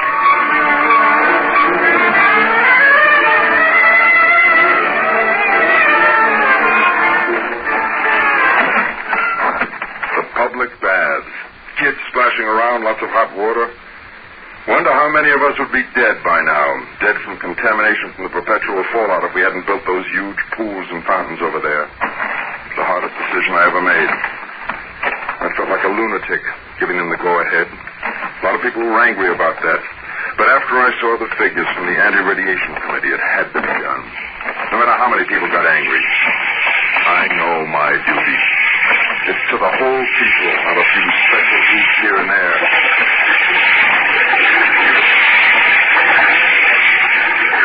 You say you okayed the building of mass public baths, and you actually stood and watched the people bathing.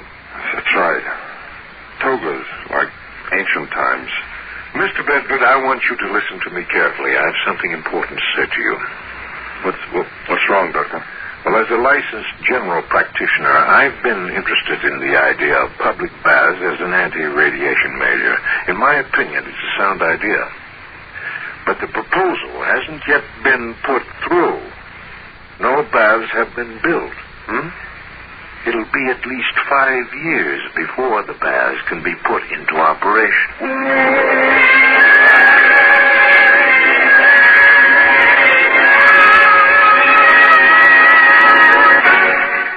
The usual interpretation doesn't quite check. Sometimes the dream isn't quite usual. If a man has a dream of the future, it's awfully hard to identify its source, because the source hasn't happened yet. Tell me, Bedford, you were exposed to a great deal of radiation in the early part of your life, and so were your parents. That's right. We all were. We all went through the blasts and the heavy fallout of the war, the contamination of our food, water, homes, clothing. Do you remember any unusual exposure, either to you or to your parents, radiation approaching a dangerous maximum? Let me try to remember. I'm confused. You think I'm some sort of a freak. Stop sitting there in the chair insulting yourself. You have to make plans. Plans? There's nothing I can do. There's no way I can stop him. Try to remember any toxic dose of radiation, especially in the earliest part of your life. Now go back to the enemy missile attack. Sirens. Can you hear sirens? You're possibly running toward a shelter. Your family running, too. Across a field, maybe. I'm sorry, Doctor. I've had all I can take. I'll see you again some other time. You're leaving? Thanks for the help. I've got to consider all this. Maybe I'm not remembering the future. Maybe it's just a false memory, a neurotic fantasy. How could we check? If it's really in the future...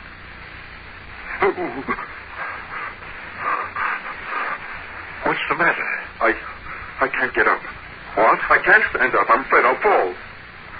Doctor, now I can't even get to my feet. Well, make yourself comfortable in your chair, and we'll go on with the therapy, as I said we should. I guess I have no choice.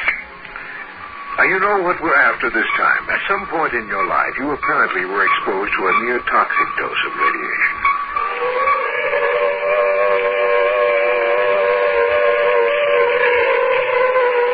Wait for me. Hey, don't leave me behind. Come on back. Hey, Tony, wait for me. Hurry up. Okay. Let's get down. Get the metal lid open. Hurry. They're almost here. Get the lid of the shelter up so we can get down there and be safe. You scared, Jimmy? Yes. Open that lid. Not until you apologize for what you said in class the other day. You said my family moved here because they thought nobody would bomb this sector. You said my family was scared of being bombed. Okay, let's see.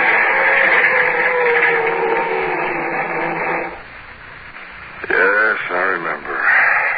When Tony and I were kids during the war. We got the scuffling, seeing who was braver. And while we were scuffling, the first warhead exploded a couple of miles up the coast. So that's where you got the near-toxic dose? Yes. The whole place was saturated. Hot.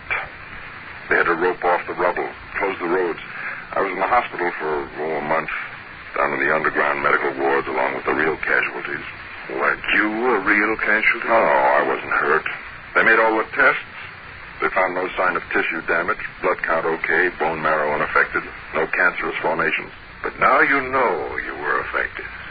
Yeah, I was affected. Now listen to me, Mr. Bedford. You still have time to re-examine your dealings with Gillen. You mean give him the Bureau funds he wants so he can set up his black market operations? No, Dr. Sharp. I have my responsibility to the people of this area. Those funds have to be given to the proper applicants. Even if it means your life? Yes, even if it means my life. I'm still not going to give Giller the funds. I respect you, Mr. Bedford. I can see why the government gave you the job. I've tried to do it right. I feel proud of what I've done. The hygienic baths, evidently I'll be successful there. That alone makes it worthwhile. I don't feel too depressed, all in all. all, it was worth it. A lot of people died in the war.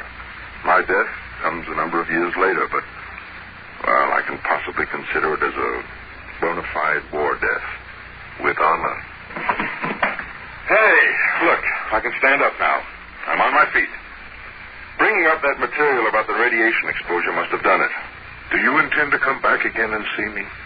No, there doesn't seem to be much of a reason. I'd like to keep on trying. Maybe there's a junction of possible futures.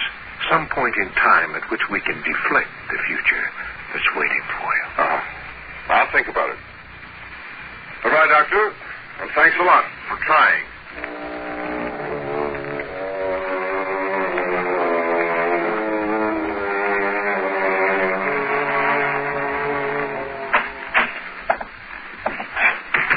Did you wish to see me? My name is Tony Giller. I'm sorry to bother you, but this constitutes an emergency. I got, it's a compulsion. And it's following up my life. Sit down. Tell me about it. I have an irresistible urge to push people. Push people? Towards windows, out. What am I going to do, Doc?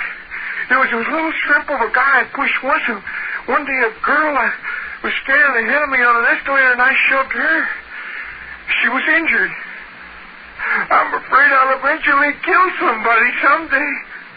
Some perfectly harmless person who never did anything wrong in his life.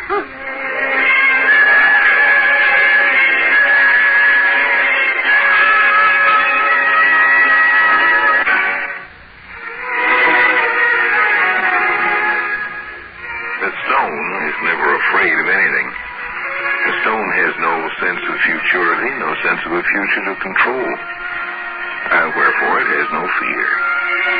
If you can feel fear, it means that you can sense the future. To the extent that you can sense the future, you can control it.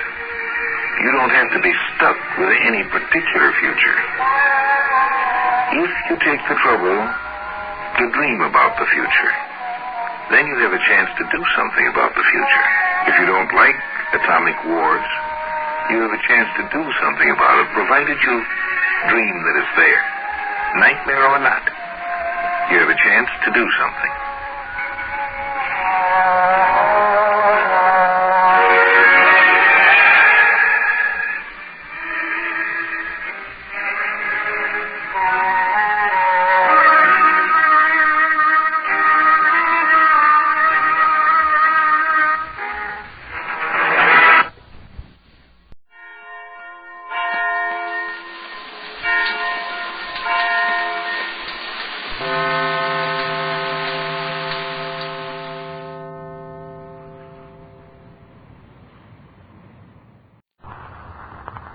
Presenting the transcription feature, Superman. Look, it's a plane! It's a plane! It's Superman! And now, Superman, mighty visitor from another world, who came to Earth when the planet Krypton was destroyed by quakes and explosions. Superman, who can twist steel in his bare hands, leap tall buildings at a single bound, race a speeding bullet to its target. Superman, champion of the weak and the oppressed, who mingles with ordinary men disguised as Clark Kent, news reporter for the Daily Planet.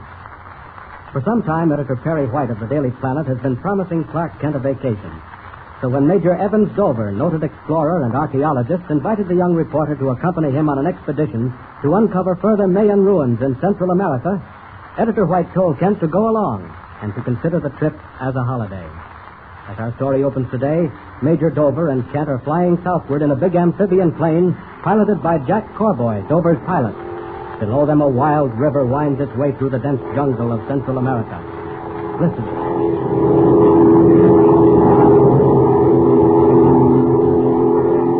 Well, Kent, we're pretty close to our destination. Hardly seems any time at all since we took off, Major. Now we're over Central America. That's right. All we have to do now is follow the course of that river below, and we'll come to the native village, where we make camp. How far is it, Jack? I seem to remember it's about 5 minutes flying time from that river bend directly below us, Major. Oh, then you've both been down here before. Yes. Cowboy was with me my last trip. He's a seasoned explorer by now. I may be seasoned, but I'll never get over that creepy feeling I have when those natives suddenly appear out of nowhere beside you or behind you. Listen to him, Kent. He's been flying for 20 years, yet he still gets creepy feelings. I always know what my plane's going to do. That's more than you can say about those natives. No, sir, I don't trust any of them. Well, this time, Jack, you can spend most of your time with the ship. I've got Kent to help me now. I imagine it's pretty exciting, Major. Digging around among ruins thousands of years old. Yes, it is, Kent. You can uncover some mighty strange and amazing things. You see, the Mayas developed one of the oldest and most advanced civilizations in this part of the world. Their descendants sure have forgotten a lot of things, then. Are there Mayas in this village where we're making camp? A branch of that race, yes.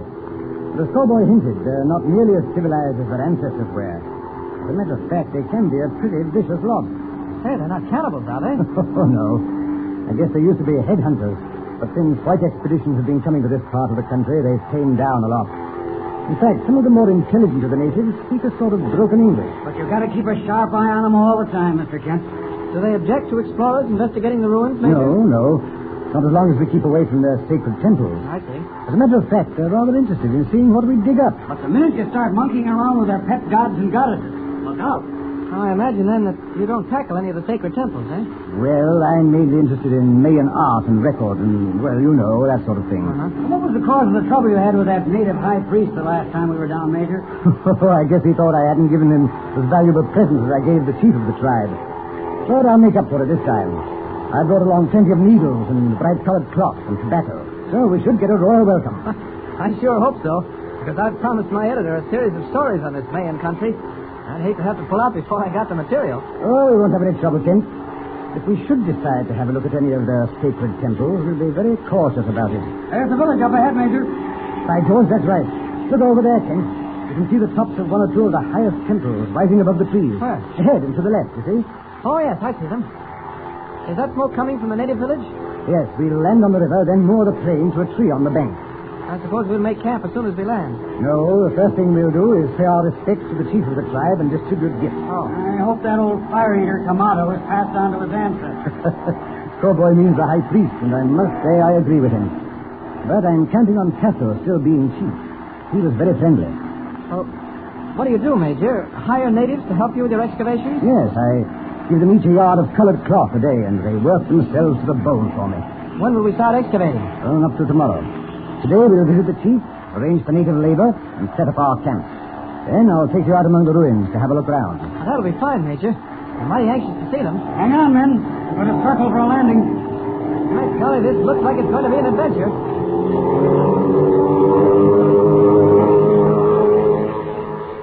Late that same afternoon, as the orange disk of a blazing sun meets the horizon, Kent and Major Dover make their way along a narrow jungle path to the Mayan ruins near the native village. Oh, careful, Kent. Those vines will trip you up if you don't watch your step. Oh, this is really a jungle we're traveling through, Major. I never saw such dense underbrush. Yes. And the trees, why, you can't even see the sky. Well, we'll be out of it and among the ruins in a little while. Say, that high priest seemed pretty unfriendly, didn't he? Yes. I'm sure if Kamado had his way, we wouldn't have received any native help at all. Look, I might as well warn you now, Kent. You'll have to watch out for that high priest, Kamado. He's evidently got it in for me.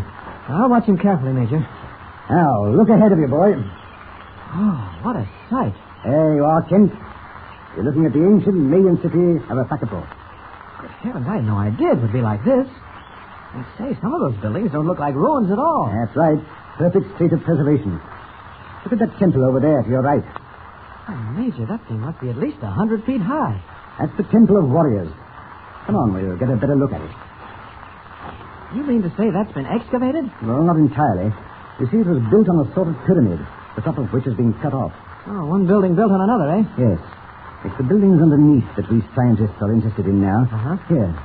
If you look closely, you can see some of the Mayan inscriptions. Oh. There's the serpent symbol, and there's a... Fetch it over! Look out! Dover! Fetch it over! Oh, he's out. Completely out. I guess I shoved him too hard. He must have hit his head against the temple. That huge stone didn't fall by accident. And there's another! There must be somebody on top of this temple who's deliberately trying to kill us.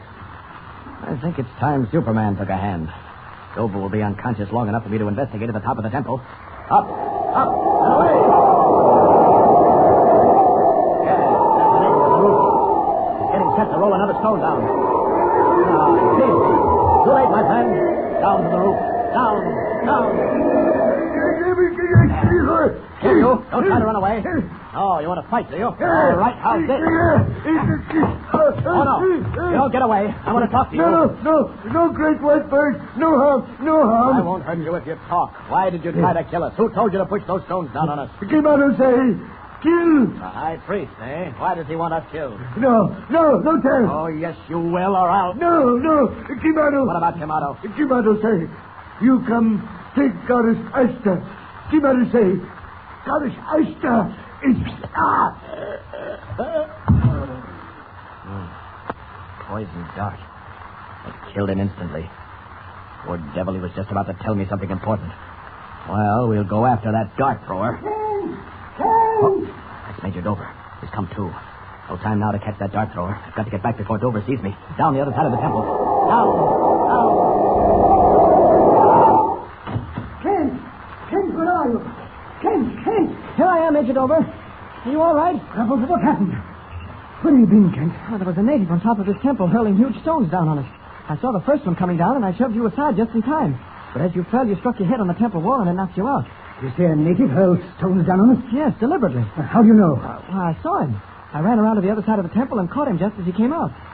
Could you get anything out of him? Yes, I made him talk. What did he say? He babbled something about the high priest ordering him to kill us. So Kamado does know. Kamado? Knows what, Major? Huh? Oh, nothing. Where is the native? He was killed as I was talking to him, poor fellow. The poison dart came out of nowhere and got him in the back. Yes, we've got to look out for things like that. The natives have a sort of a stick called a fusha, which they can throw poison darts with amazing accuracy. Yes.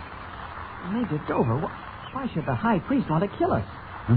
Well, I haven't any idea, but we appear to be in serious danger, Kent. What danger? From what? We haven't done anything. Well, that is, it puzzles me, too. Major, who or what is the goddess Ashta? Goddess Ashta? Yes. What do you know about the goddess Ashta, Kent?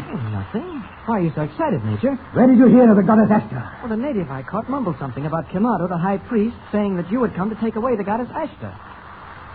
Look here, Kent. Might as well tell you the truth. The truth? Yes.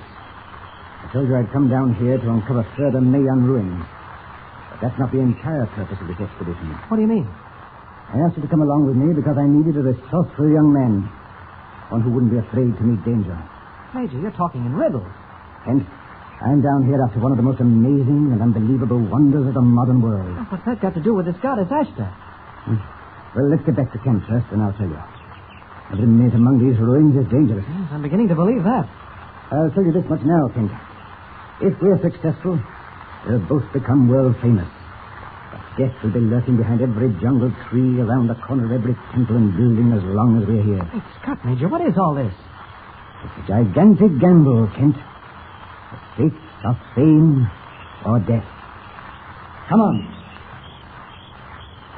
What is this amazing and unbelievable thing Major Dover is seeking among the Mayan ruins of Central America? Why is the search so dangerous, and why should death be the penalty for failure? What lies ahead for Clark Kent? Tune in next time and follow this exciting story of perilous jungle adventure with Superman.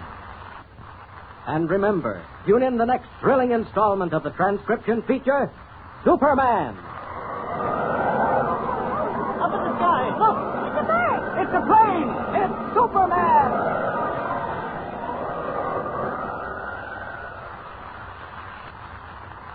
Superman is a copyrighted feature appearing in Action Comics magazine. Presenting the transcription feature, Superman! Up in the sky, look! It's a bird! It's a plane! It's Superman! And now, Superman, champion of the weak and the oppressed, valiant fighter for truth and justice. His unbelievable strength is far beyond that of mortal men. Superman, who wages a constant fight against crime and oppression, disguised as mild-mannered Clark Kent, news reporter for the Daily Planet.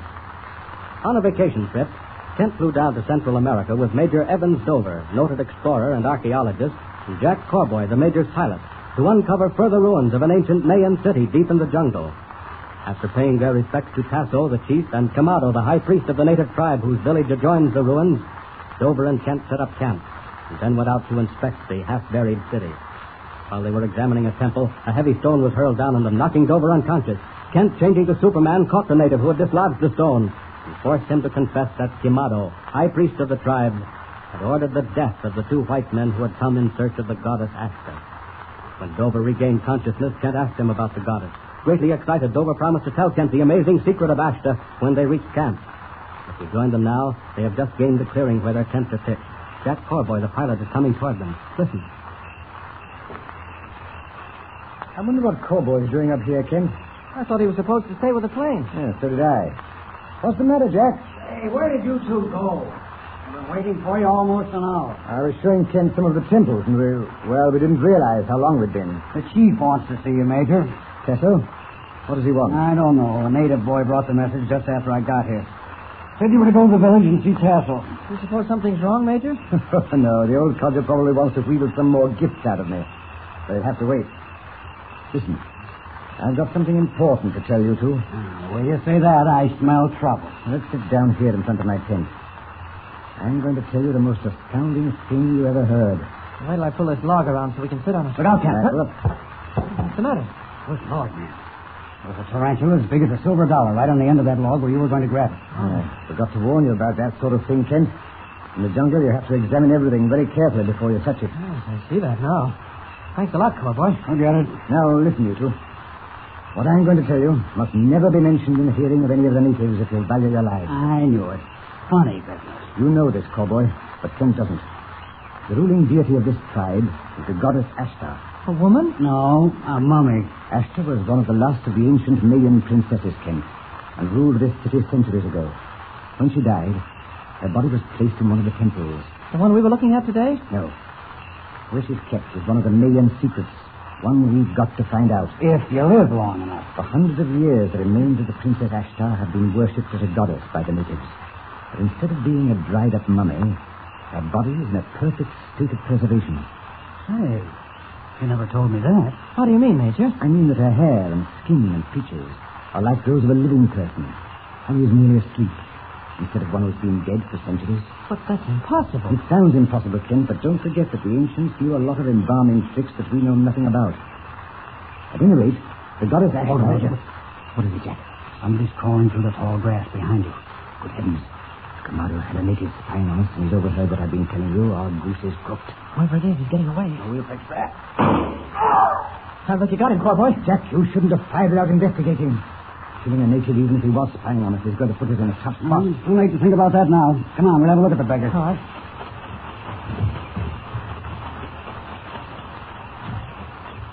Well, must be a monkey's uncle. Is he dead? It's a huge owl. I've sworn it was a human being trying to sneak up on us. Well, the joke's certainly on you, Corboy. It's not the joke you think it is, Kent. The Mayors regard the owl as a sacred bird, guardian of the dead. Killing an owl is almost as grave an offense as killing one of the native priests. You mean that? Yes. We've got to leave it where it is behind that bush and hope it won't be discovered. Come on, let's get back to the tent quickly. Well, tell us more about this lifelike mummy of the goddess Ashta, Major. How did you discover all this? Have you ever heard of Mitchell, the British explorer? Well, didn't he die in New York about 8 months ago? Yes. Well, just before he passed away, he sent for me and told me about Ashta. We've got the story from a native whose life he'd saved. It sounds to me like old Mitchell dreamed up that story. It doesn't make sense. He swore it was the truth. He was planning to come back here to get Ashta when he was taken suddenly ill and died. Didn't he tell you where the mummy is? What temple it's in? He tried to, but he was too far gone. He repeated the word crocodile 2 or 3 times, and then the end came. Is there a crocodile temple around here? Not that I know of. I'm going to find out which temple Ashta is in, and then we're going to get her out somehow and bring her back to civilization. Major, that's courting sure death, and you know it. Oh, nonsense. I'm certain Kent and I can outsmart any of these natives, including the priests. And if we can lay our hands on the mortal remains of Ashta, we're not only famous, but we'll make a fortune. However, we've got to be extremely cautious. Well, it sure is worth a try, Major, and I'm with you. Oh, I am too, but don't say I didn't warn you. Look, Kent, you'd better stay here in camp while I go over to the village and see what the chief wants. Okay. I shouldn't be gone more than an hour. Are you going back to the plane, Jack? Yeah, I'd better keep an eye on our only means of getting out of this place. It'll come in mighty handy if things get too hot. All right, come on. See you later, Kent. 1 hour passes. 2 hours. 3. Off in the blackness of the jungle, weird animal cries break the stillness of the night. Clark Kent, asleep on a canvas cot inside his tent, is suddenly awakened by shouts. Oh, Hello? Corboy? that you, Kent? Yes, what's up? Is the Major here? I suppose so. I've been asleep. Look in his tent. He's not there. Where do you suppose he is? Something's happened to him. What makes you think that? A little while ago, old Tassel, the chief, came down to the bank where the plane is moored. He was looking for the Major. You say the Major never showed up at the chief's hut after leaving here? That's not. Left him at the edge of the clearing and went on down to the river. Now, last saw him, he was heading for the village. Wait a minute. Did the chief send for him? Yes, and when the Major didn't show up, Tassel thought he was on the plane. You don't suppose the Major suddenly decided to go scouting around among the ruins looking for Astor's temple, do you? Why, Georgie, he might have at that. He's so excited about that mummy, he's apt to do anything. And if you ask me, I think he's crazy. You can't make me believe that... Oh, what's that? Don't shoot. Friend. Don't shoot, Corboy. It's a native. See what I told you about these birds sneaking up on you? Come over here. Friend. What do you want? Bring word. White Chief. Does he mean Major Dover? Yes. What about White Chief? Quemado. God. Down deep. Quemado? That's the high priest, isn't it? Yes, he's grabbed the Major. Where is it? Hey, what the natives disappeared. Well, he can't be far away. I'll get him. Corboy, wait a minute. You never catch him in the dark. What do we do? Dover's life isn't worth a plug nickel if the high priest got him. That native said Quemado's got the Major down deep. Do you know what he meant? The only thing I can figure he meant is down in the earth. Exactly. And that must mean one of the half-buried buildings some of the temples are built on. That's a good guess, but which one? There's dozens of them. Corboy, I've got a hunch, and I'm going to follow it. In the meantime, you go back to the plane. No, I'll stick with you. You couldn't do anything alone in the jungle. You get lost in 2 minutes. No, I wouldn't. I'm not as inexperienced as you think. Besides, you ought to be on hand to guard the plane in case of an attack. That's right. What are you going to do? Well, you get back to the plane. I'll tell you more later. Okay, but I think you're crazy to try it alone. Oh, don't worry. I can take care of myself. And I'll come back to the plane as quickly as I can. All right, I'm on my way. Good luck. Thanks. Now that I've gotten rid of Corboy, Superman can get to work. I'll fly over the ruins and locate the temple where they're holding Dover. Up, and away! Faster! Here we are over the ruins. There's the temple of the warriors. I wonder if my hunch was right. My supervision certainly is helpful now. Right, yes, by golly, there is Dover in a dungeon under the temple. I must get to him. Down! Thank heavens there are no natives around the entrance. Now to get in. Oh, this stone door's solid, all right. But it can't stand up against Superman. There we are. Now, down these steps, fast. Along this corridor. There's the dungeon up ahead. The natives guarding it. Faster. Look at them run, scared to death. It's a good thing I won't have to stop and fight them. Here we are. There's Dover lying on the floor in the dungeon. Looks as if he's done for. Ripping out this iron door ought to be easy. Hope I'm not too late. Dover. Major Dover. It's Clark Kent, Major. Kent? Yes. Kent, where am I? You're in the dungeon underneath the Temple of Warriors. The high priest captured you. Quemado? Yes. Kent, we're done for. He's got us both. He didn't get me. I've come to take you out of here. How did you get in? Well, the stone entrance door wasn't completely closed. Can you walk, Major? I guess so. I'll try. All right. We'll have to hurry. There were some natives guarding this dungeon, but I chased them away. Listen. Kent, it's too late. The priests are coming, and they're the most bloodthirsty members of the tribe. We're trapped. We can make it if we run. It's no use. They're coming from both directions. Oh, I'm sorry I got into this, Kent. They haven't got us yet. Major, look. Look at that wall. A section swinging out. And this is the end.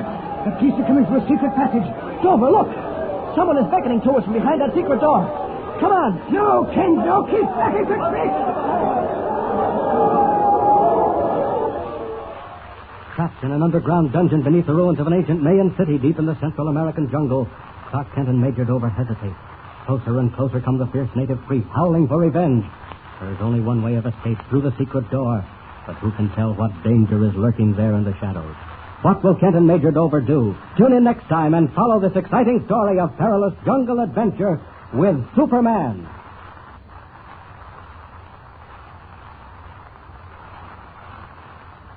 And remember, tune in the next thrilling installment of the transcription feature, Superman. Up in the sky, look! It's a bird! It's a plane! It's Superman!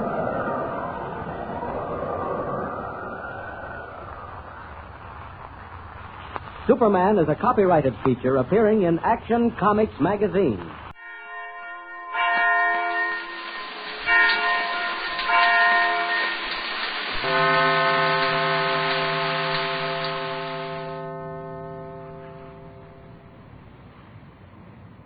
Kellogg's Pep, the build-up wheat cereal, invites you to rocket into the future with Corbett. Hey, Cadet. Stand by to raise shift. Blast off -5, 4, 3, 2, 1, 0. As towering rockets blast off to distant planets and far-flung stars, we take you to the age of the conquest of space with Tom Corbett, Space Cadet.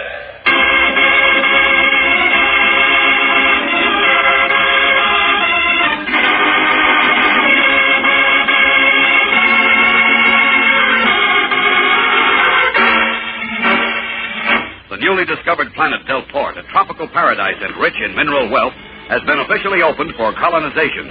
And in the most important land rush of the 24th century, 5 rocket ships from Earth race through outer space to stake their claims. Tom Corbett and Astro, as part of the Solar Guard unit policing the land rush, have transferred to a jet boat above the planet's surface. Roger Manning and Captain Strong are in the rocket cruiser Polaris. Together, they will supervise the landing. Jet boat to Polaris. Jet boat to Polaris. Come in, please. Polaris here. What's up, Tom? Just reporting, Roger. The expedition ship Argosy has entered Delport's atmosphere.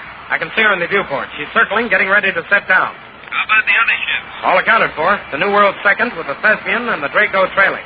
Thespian's moving up, though. Okay. By the way, Tom, Captain Strong says, congratulations on the way you and Astro handled that oxygen break on the New World. Tell him thanks, but the big bow goes to Chatfield of the Thespian. If he hadn't turned his ship back to help us, we wouldn't be here. I shouldn't have been there to handle it, Junior.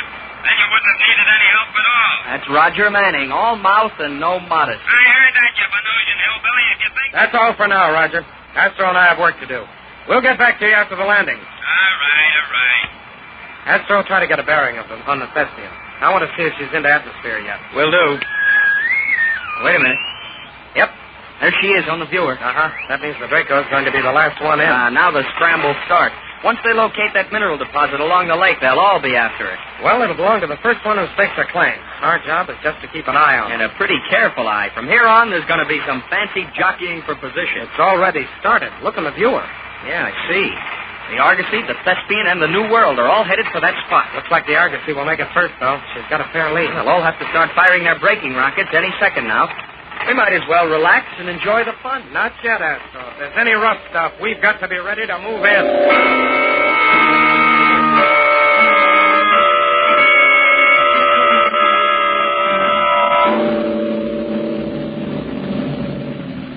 I say, Polk, how does it look? Not so good, Mr. Chatfield. The New World and the Argosy are ahead of us. Oh, I'd have given anything to have staked out that claim on the lakefront. Beastly luck. It's time to try my luck. Remember, I'm Lucky Leo. I'm getting there first. Hold on, Polk, hold on. We can't head in there now. It's time to start breaking. And give up the claim? No, sir. We plunge right ahead. That's the one thing they won't expect. You can't, man. We're liable to cause a 3-ship crash. They'll get out of the way when they see we mean business. Patrol jet boat to Thespian. Jet boat to Thespian. Better answer your audio, Mr. Chatfield. Thespian to jet boat. Chatfield here. What's the trouble? Fire your braking rockets, Chatfield. You're getting too close to the other ship. All right. We'll take care of it. Okay. You heard that, Polk? Fire the braking rockets. Not yet. Then get away from those controls. I'm taking Now, Chatfield. You make a wrong move, I'll wreck this ship. You must be space mad. The others won't give you right of way. There'll be a crash. That's their lookout. If you hadn't played hero, rescued Sutton and his crew, he wouldn't be ahead of us now. There was no choice. I had to do it. And I have to do this. I've got a land claim coming, and it's going to be on the lakefront. But not at the price of crashing another ship. At any price. Here goes. I'm heading right into that lane, and crash or no crash, I'm getting through.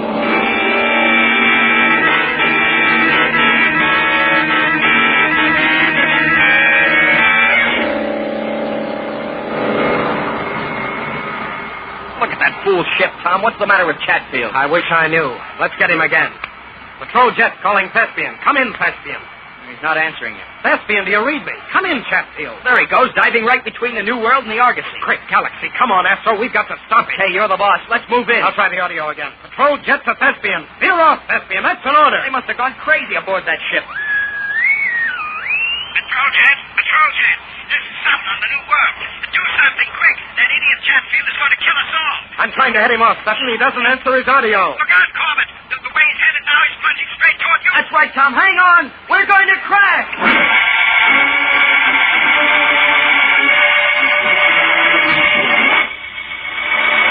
We'll return to the exciting adventures of Tom Corbett, Space Cadet, in just a moment.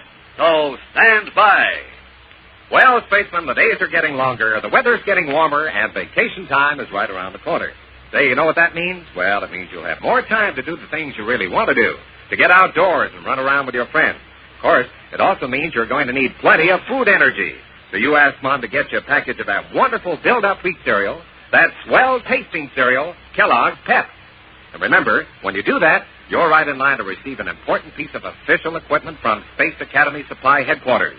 Now, just think of the fun and excitement you'll have wearing a pair of official space goggles. They're made of one sweeping curved piece of clear colored plastic. You look like a regular space cadet when you wear these space goggles. You like to wear them when you're out on the beach because they help reduce squinting sun glare. And you make these space goggles your standard equipment when you're riding in a car or piloting your bicycle against a heavy wind. Now, here's how you can get your very own pair of official space goggles. Make a note. Take one box top from Kellogg's Pep, 25 cents, and your name and address. One box top from Kellogg's Pep, 25 cents, and your name and address. Send to Kellogg's, Box 346, Battle Creek, Michigan. Repeat. Send to Kellogg's, Box 346, Battle Creek, Michigan. Now, spacemen, send away today for your official pair of space goggles.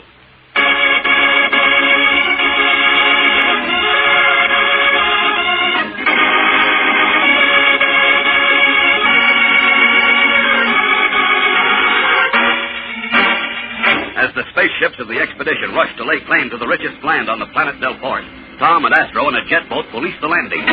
Seeing the rocket ship Thespian attempts to illegally cut in ahead of its rivals, Tom dives his jet into the jam-up, desperately trying to avoid a three-ship collision. But suddenly the Thespian, swooping like a huge vulture, veers toward the tiny jet. The crazy rocket head, he's going to ram us. I'm trying to pull above him, Astro. I don't know if I can make it. Why in Jupiter doesn't he fire his braking rockets? Wait, he is firing them. We're going to clear by the skin of our teeth. Yeah, but not the Argosy, Tom. Look, trying to veer off. She's gone out of control. Astro, that ship's in a nosedive straight for the lake. There she goes, into the water. Oh, the Argosy's gone. Finished. With its entire crew. Come on, Astro. We've got to make a landing fast.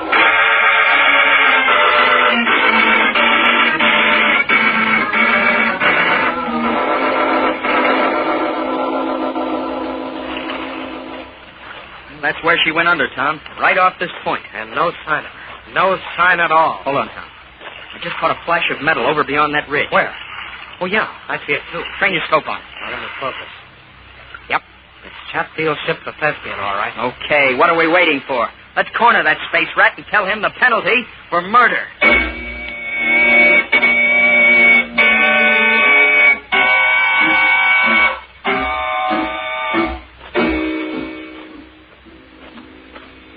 There's the Thespian, but it looks deserted.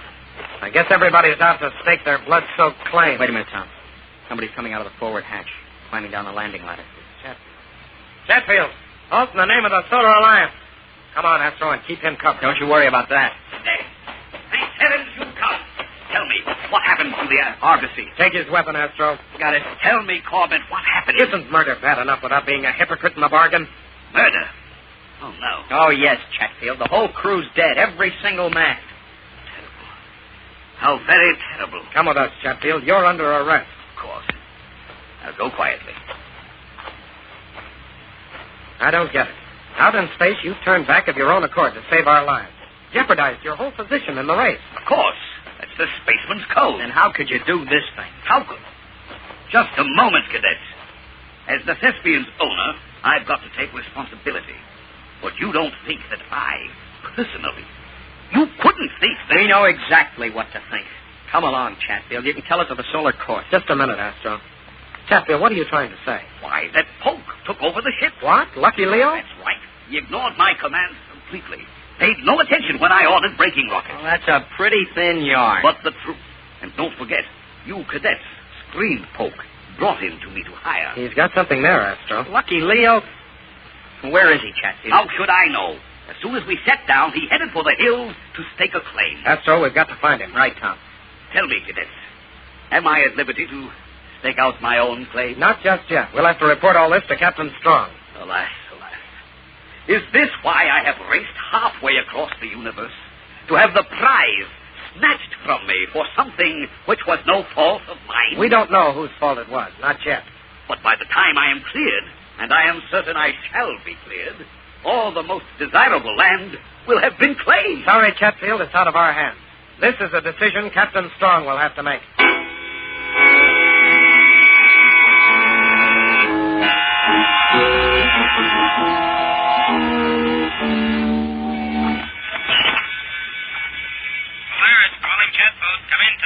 Roger, what's the decision? Release Chatfield, pending further investigation. That is all I was waiting to hear. Goodbye, all. I'll see you around. Any further orders, Roger? Yeah, Captain Strong wants you to scour the whole Lakes District for Polk. When you find him, bring him to the Polaris. The captain wants him. The captain wants him? No more than we do, sonny boy. No more than we do.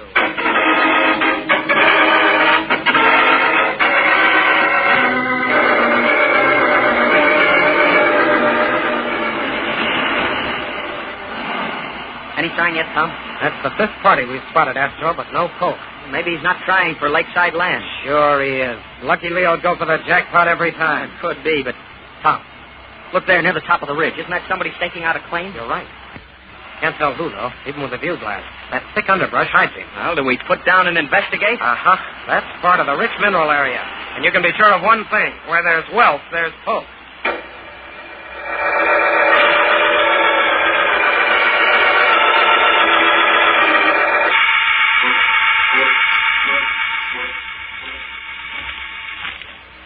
Coming to the summit of the ridge, Astro.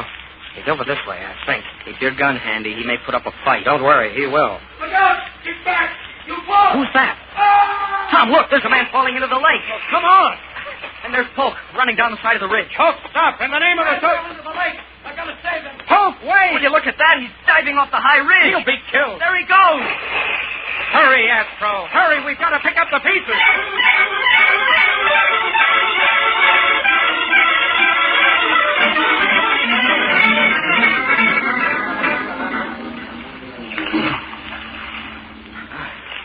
It's no use, Tom. We can't revive Sutton. I'm afraid you're right, Astro. He's gone. Poor guy. How did this happen, Polk? Just a freak accident, Corbett. I just finished staking out that ridge when I saw Sutton coming. You mean you had it staked before he arrived? That's right. Well, then what? Well, I was waiting to tell Sutton he was too late. But about 50 yards from me, he missed his footing, started tumbling back toward the ledge. Well, I shouted a warning to him, but it was too late. He went right over into the lake. We saw you jump in after him. Too late, though. Boys, I feel pretty awful about this. It's still pretty lucky for you that you tried just the same. What do you mean? Well, Polk, jumping in to save another man's life is going to be a point in your favor when... Wait a minute. When what? When Captain Strong tries to find out who's to blame for the crash of the Argosy. You're out of your mind. Chatfield was in command of the Thespian. He admits that. He also claims you disobeyed his orders, that you blasted right ahead, so that you're responsible. Boys, that's the best yarn I've heard in years. And will I punch it full of holes? Well, you'll get your chance. Captain Strong wants to see you at once. Lead me to him. Just one thing. What's that? I want to make sure of my claim. Covers the lakefront there and the entire ridge. Okay, you know how to fill out the form. Chatfield, as rocket ship owner, gets 60% and you get 40%. Boys, that's not quite the situation. I'm claiming a full 100%. Well, you can't do that. Only ship owners can claim full title. Yeah, but you see, I happen to be a ship owner. What? Well, nothing in the regulations says a man has to come on his own ship. I came on the Thespian, but I'm owner of the Draco. The one that came in last? That's right. Well, I'll be... Hey, you're a shrewd boy, Polk. I wonder. What, Tom? Astro, I've been adding things up in my mind. See if this makes sense to you. Sure, Tom. What's all the space gas? If Strong wants to see me, let's go. This won't take long. Astro, let's say there's a ship owner. He's got a slow ship. He knows it won't be the first one in, so he tries to sign on as a crew member on a faster rocket. Nothing in the rules against it, boys. Not a thing. That's right. But the crews are all set. So our man puts on the uniform of a New World crewman, almost kills the pilot of the Thespian, and gets hired in his place. Space gas, Corbett. You're dreaming. Go ahead, Tom. Dream some more. Now he's on the Thespian, but the New World's in the race, too, and she's a fast ship. So you know what he does, Astro? Listen, Corbett, you better be careful. What does he do, Tom? He starts a fire at the spaceport. While everybody's putting it out, he rigs up a bomb aboard the New World, set to blow up while it's in space. Does it add, Astro? It does, Tom. Well, add this in, too, Space Cadet. It's got a heat ray. Sometimes it doesn't pay to be so smart, Corbett. Poke, put away that gun. Sure. After I've taken care of you two, throw away your guns and start walking toward the lake. Do as he says, Astro. That's right. Now walk in front of me to the edge of the water. In 1 minute flat, you'll be dead. And those big red Delport fishes will take it from there.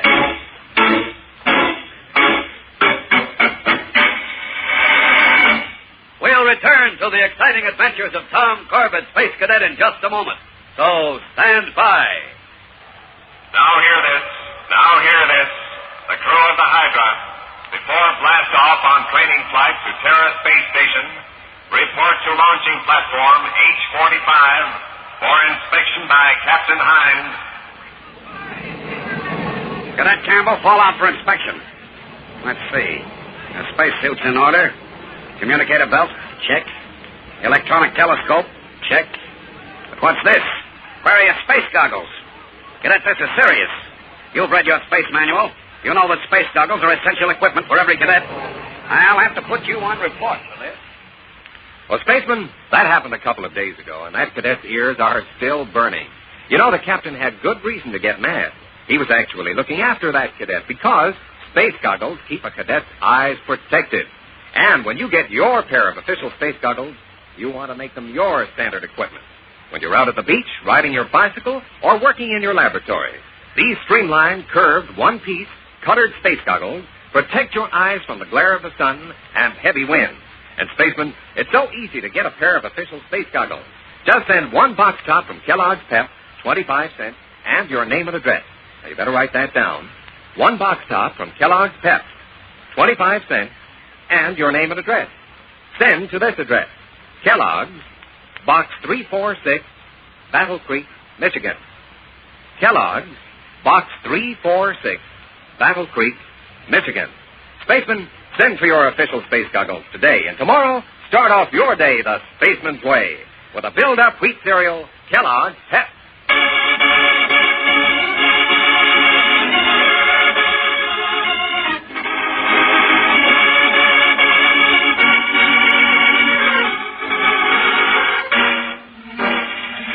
On the shore of the huge lake on planet Delport, Tom and Astro finally locate Leo Polk and accuse him of several crimes besides the crash of the rocket ship Argus.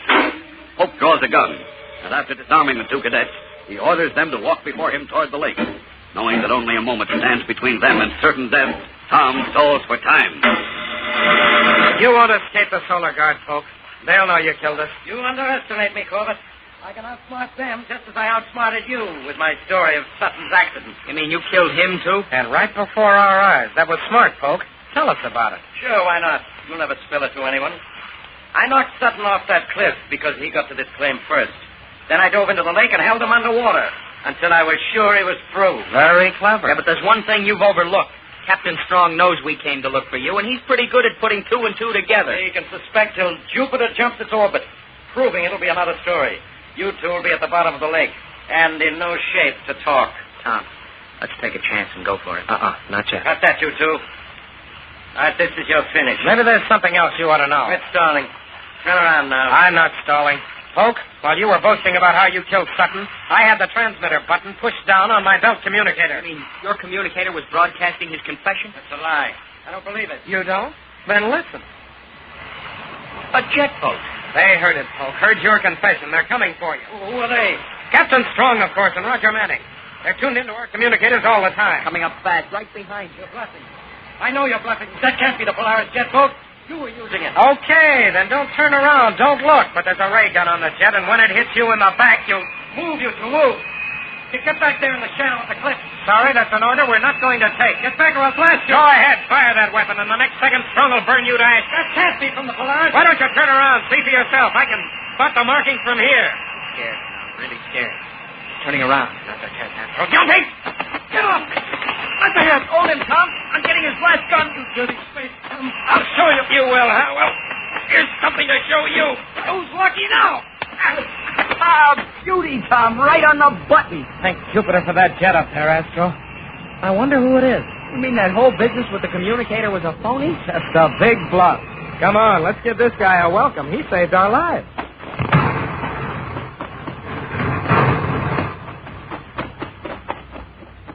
Hello there. Corbett! Astro! What are you doing here? It's Chatfield. I saw you from the air. I say, isn't that Pope lying on the ground? It sure is. What happened? We're taking him in for murder. Among other things. What was he doing here? Staking out a claim? That's right. Well, would a criminal be allowed a claim? After what's happened, Pope will be disqualified. Then all this choice land is going begging? That's right, sir. By the bard of Avon, it's mine then. I claim it here and now. No reason why you can't. This is the cream of the jest. The first shall be last, and the last shall be first, eh? It's poetic justice, all right, Mr. Chatfield. Poetic justice. Yes, 'tis all of that. I'm really at a loss for words. But there must be something of the bards to befit the occasion. Oh, there is, Mr. Chatfield. How about all's well that ends well?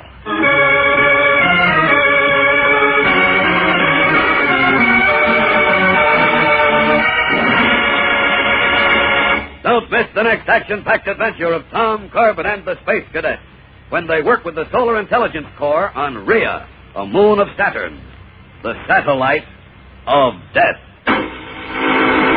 Tune in, same time, same station for the next thrilling interplanetary adventure with Tom Corbett, Space Cadet.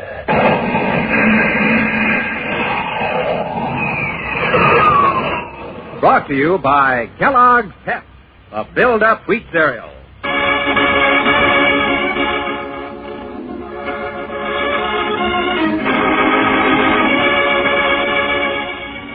Tom Corbett, Space Cadet, starring Frankie Thomas, can also be seen on television and appears in the comic sections of many of America's leading newspapers. Look for it daily and in weekend editions. Featured in the cast were Jan Merlin, Hal Markham, and Maurice Tarplin. Today's program was written by Gilbert Braun and directed by Drex Hines. Jackson Beck speaking. Kellogg's Raisin Bran, raisins and bran flakes too. They're out of this world, they're out of one package. Kellogg's Raisin Bran. Kellogg's raisins are honeycomb coated to keep them tender, the bran flakes crisper. Kellogg's Raisin Bran, raisins and bran flakes too. They're out of this world, they're out of one package. Kellogg's Raisin Bran. Eat Kellogg's Raisin Bran. Eat Kellogg's Raisin Bran. Eat Kellogg's.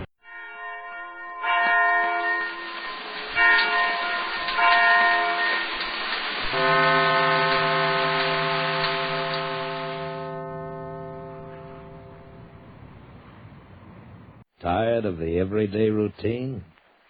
Ever dream of a life of romantic adventure? Want to get away from it all? We offer you Escape. Escape, transcribed to free you from the four walls of today for a half hour of high adventure. You are searching frantically through the dark, empty rooms of an apartment, panic gripping your heart, terror at your heels. For the girl you loved, who was with you a moment before, has disappeared, vanished, as if into thin air.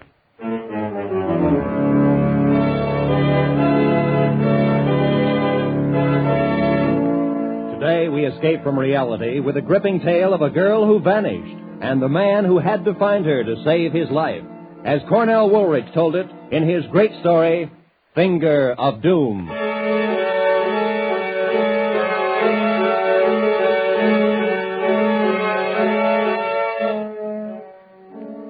Nothing unusual ever happens to you, huh?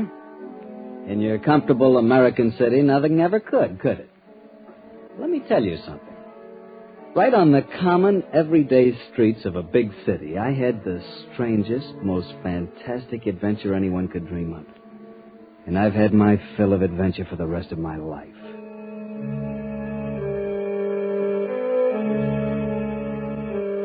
This happened several years ago before the war on an ordinary evening in early spring. Well, not so ordinary, because I had a couple of free tickets to a good show and I was picking Steffi up at her office for dinner. See, we were going to be married in less than 2 weeks.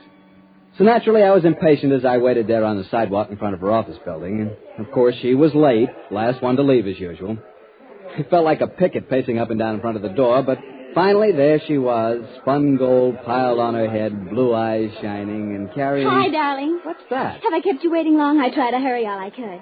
With this? Just a package. I promised his nibs I'd deliver it on the way home. But you're not going home. We're eating out and going to a show. But it's right on the way. I have to leave it at a flat in Martin Street. It won't take a minute. Why can't he get somebody else to run his errands for him? We're late now. This will cut our eating time down. Woof, Grumpy. Oh, So this is what the 13th does to you. 13? You mean you've forgotten? You mean you aren't counting the days? Oh, sure. 13 days left. 13 and a half. Don't forget that half of it's to be a noon wedding. I don't like the 13 all by itself. I'll be glad when it's tomorrow when only 12 left. You know something? You're cute. The more I know you, the cuter you get. I bet you won't say that a year from now. I bet you'll be calling me your old lady then. Will you mind? Well, not right at first, maybe. Okay, come on, let's make like delivery boys. Oh, what's the address? Mr. Miller, 415 Martin Street, apartment 4F. We're on our way.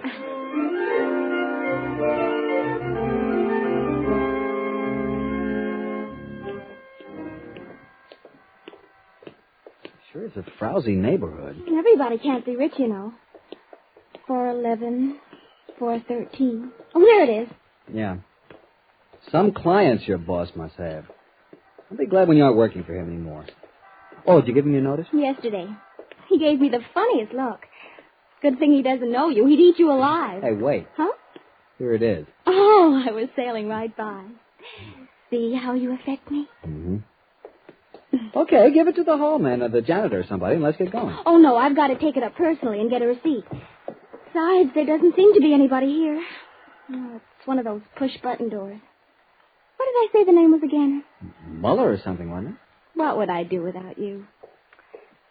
4A, 4B, 4C. Oh, here it is, 4F. Oh, no wonder I couldn't find it. The name card's fallen out.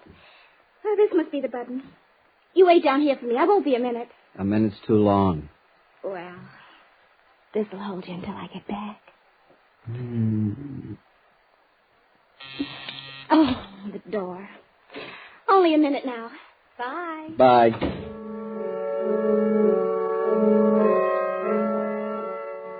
For a minute, I watched her through the glass. She got into the little self-service elevator and closed the door. Then all I could see was the gleam from the elevator-in-use light. Then she was gone. I lit a cigarette and waited.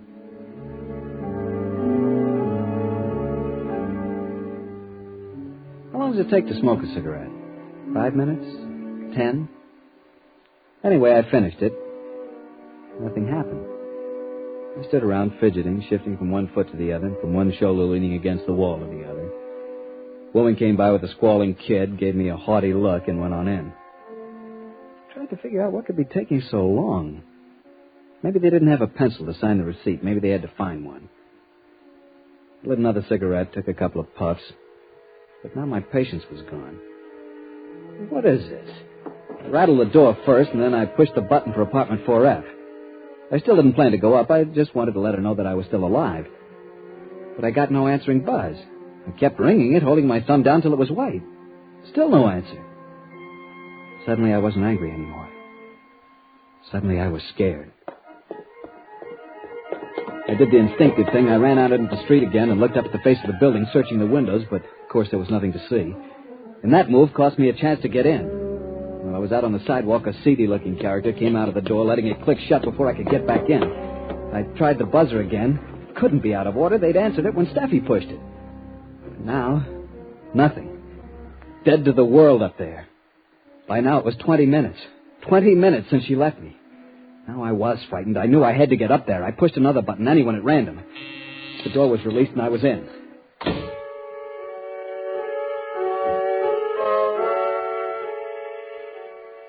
4F was at the back of the building. I stood out in the dark hallway and listened. There wasn't a sound. At first, this was a relief. At least she wasn't in any difficulty, or she'd be screaming. But then, when I began to knock and kick the door, practically break it down, and still nobody made a sound, I began to get panicked. Heads poked out of doors all along the hall. Where will I find the janitor? Down in the basement, I suppose. I raced down to the basement and found the janitor eating his supper. I barged right in. You looking for something? Come up with me, quick. Will you bring your pass key? I want to open one of the flats. What's the matter? What's wrong? I don't like the looks of it. My girl took a package up. I've been waiting for her for over 20 minutes, and she never came down again. Now they won't answer the bell. Come on, please, hurry. Oh, which apartment is it? On the 4th floor. Come on, I'll show you. What number? 4F, but... Wait a minute. Couldn't be 4F, not that one. Why not? Because there's nobody living there. Why, that apartment's been vacant for 6 months.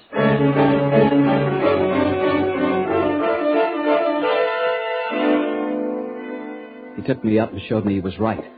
It was an empty flat. I went through its rooms calling Steffi's name, but she wasn't there. There was nobody there. Looked like there hadn't been anybody there for months. The dust was thick on the bare floor, on the sills of the locked windows. See, mister, she couldn't have come in here. But I saw her. I saw her ring the bell and go in the door. In this door? The downstairs door. Oh, well, she could have gone to any apartment then. But she was coming here. She rang this bell and somebody answered. Nobody could have answered. Nobody's been here. She must have rung another bell. Is there somebody in this apartment named Muller? No, we never had anybody by that name. Not in the whole 12 years I've been here. Somebody must have gotten in and was waiting for her. Will you tell me how they could? It was locked. You saw me open it with my pass key, didn't you? Listen, we're going to ask all the tenants on this floor. Maybe they heard something. Now, wait a minute. I don't like to disturb them. Maybe this girl just walked out on you. Maybe it had a quarrel. No, there was nothing like that. I know she wouldn't just walk out. Besides, how could she? Is there a back way? Yes, but only through the basement. She would have had to pass right by me. And you didn't see her, and I was waiting downstairs at the front door, and she didn't come out that way. Then obviously she's still in here. Well, maybe. Or maybe... What? Are you sure she ever come in? Of course. You mean, am I sure there ever was a girl? Well, now, don't get excited, mister. All right, we'll look, we'll ask. Take it easy, take it easy. Okay.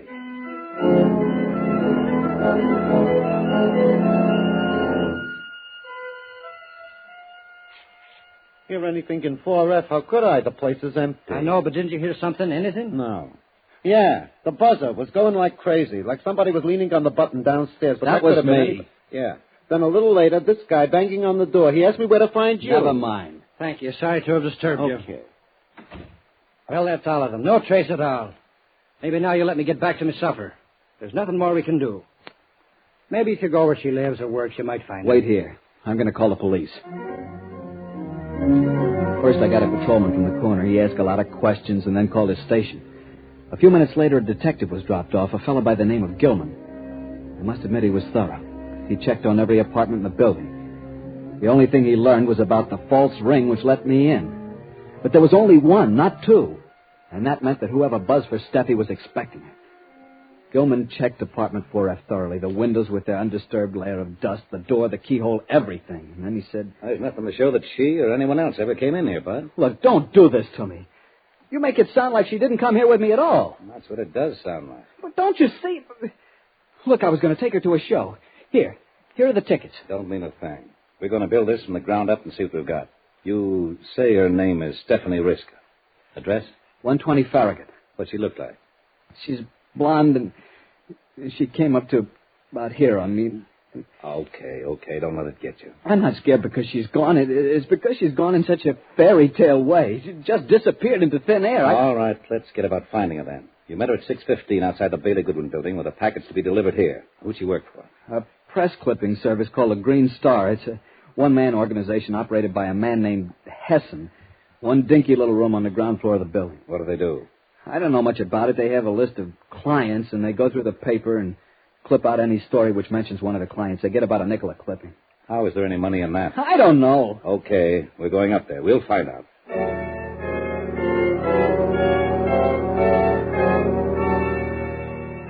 The night watchman led us into the office after Gilman showed him his badge. It was a tiny room with only a desk, a telephone, and another table and a filing cabinet. Except for a lone can of Canadian Ace brew, all of them were bare as bones. This is no office. This is a telephone booth. Not a big business, I guess.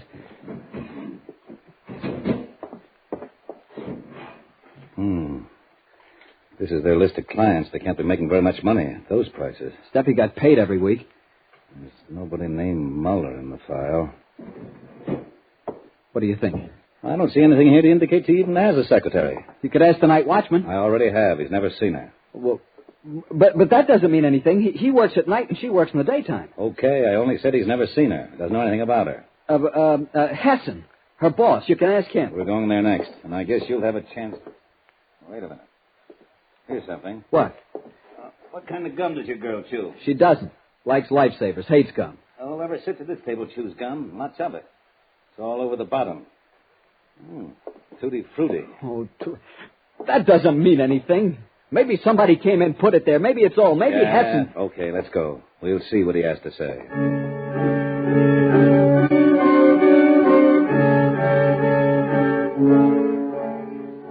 Hessen lived in a swanky bungalow-type home in the suburbs. As Gilman and I left the police car and walked up the drive to the house, I got the strangest feeling of unreality. Like this was all a horrible nightmare. Couldn't be happening. My knees were sagging, but then Gilman was knocking on the door, and it was answered by an ugly, foreign-looking character who went away and returned to usher us into Hessen's presence. I'd seen him a time or two, but he didn't know me, so he gave no sign of recognition. Good evening, gentlemen. Mr. Hessen, I'm Sergeant Gilman, police force. Oh, yes, I'm pleased to know you. I won't take up much of your time, but I need a little help. Gladly, if it is within my power. Did you ever see this young fellow before? No. What has he done? I'm not sure yet. You know anyone named Muller at 415 Martine Street? Muller? No, I don't know anyone by that name. I think we have a Miller, a Mrs. Elsie Miller on our list, who all the time divorces and remarries.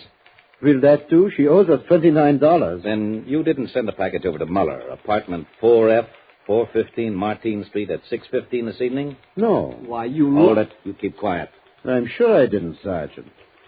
But wait, it's easy enough to confirm it. Oh, Miss Riska. Yes? Stephanie, will you please come in a moment? What? Steady. My assistant happens to be right here at the house tonight. I had some dictation to give her, and she's transcribing it. We usually mail out clippings. Only when there's some urgent request do I send them by personal messenger. Yes, sir? Suddenly the room was spinning in front of my eyes. I was looking at it, trying to see it, but lights kept streaking across the room like comets. And their voices came to me through a thick fog. Stephanie, did we send a package to 415 Martine Street this evening to a Mr. Muller? No, sir. Not that I know of. I see. And tell me, did you ever see this young man before? Do you know him?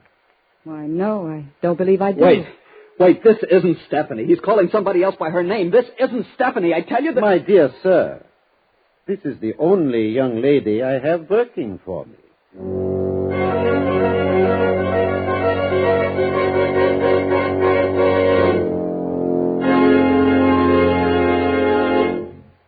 In just a moment, we will return to Escape.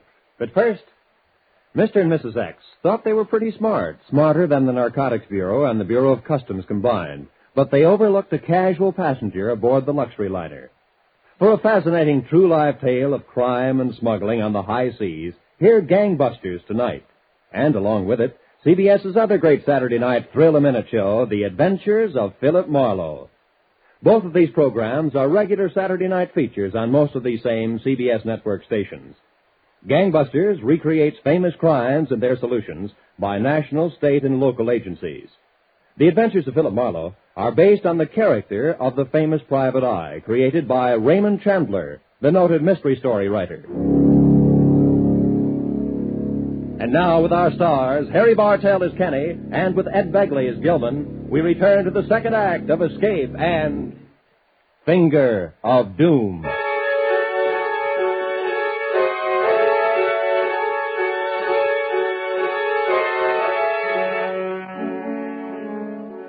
Stood there and blandly said it. This strange girl was my fiancée, was Stephanie Riska.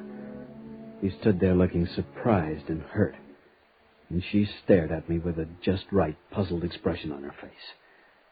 Gilman was holding me with a sort of a half Nelson and gritting at me. Stop it. But I tell you, this isn't Steffi. Steffi is blonde. This girl is brunette. Steffi's short, comes up to here. This one's tall, I tell you. Shut up. You're asking for trouble. Now, calm down. Sergeant, I don't believe I understand. I'm just beginning to myself. Miss, how long have you been working for Mr. Hessen? Why, since October of last year. About 6 months. And your name is Stephanie Riska? Why, yes, of course. She's lying, I tell you. Shut up. I don't mean to doubt your word, miss, but just for the record, I suppose you could show me some proof of your identity? Why, yes, right here in my bag. My driver's license. Oh, wait, the bag has initials. Oh, yeah, S.R. Of course, S.R. And the driver's license. Steffi doesn't drive. She has no car. But I do. It isn't a very good one, Anything else? This letter, addressed to me. Address 120 Farragut. May I look? Why, yes, of course. Uh-huh. It's genuine, all right. Here you are, and... I don't know what else I have here, but... Oh. I'll get it. Here you are. Oh, thank you. I see you carry chewing gum in your purse. Why, yes. Tutti frutti. Not many people like that flavor. Oh, I never chew any other. Well, thanks. Sorry to have bothered you both. Come on, chum. I hope we've been able to help, Sergeant. A lot, thanks. Good night. Good night, Sergeant.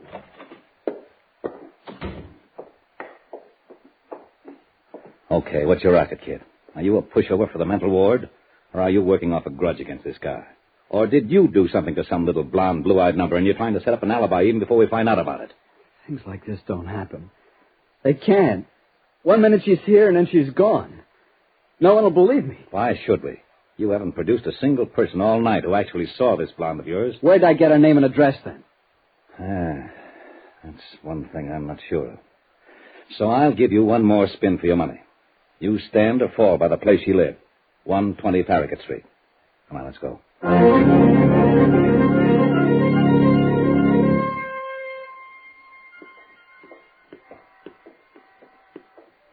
Okay, this is it. Come on. What is it, a rooming house? Yeah. She lived alone, just a room. She only came here from Harrisburg 6 months ago. But the landlady... Now, what's the matter? I just remembered. Hessen recommended this place to her. Now, look. You want to go in or you want to go to headquarters? The tougher you get with me, the tougher I'll be on you. Listen, you gotta listen. I was only up there once, but I remember it. Sticking in the mirror of the dresser is a litho of the Holy Mother. On the radiator's a rag doll I won for her at Coney Island and a Hickok wallet I gave her last Christmas. And on a shelf against the wall is a gas ring, and from the light fixture to the gas jet is a string where she hangs stockings to dry. Will you remember those things? The bedspread's green, and there's a green and yellow upholstered chair. Don't you see? I couldn't make these things up. She must be real. You almost convinced me. Come on.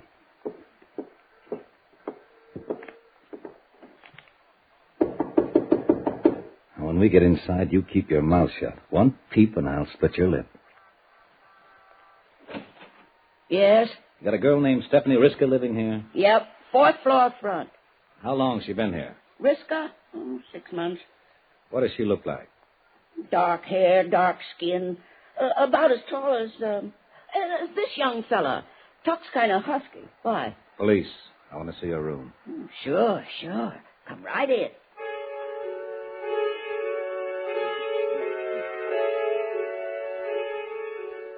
Gilman practically had to support me all the way up. My knees just weren't functioning. But that was nothing to the shock I got when the landlady opened Steffi's door. The room was all different. Not one thing was the same as I had told Gilman.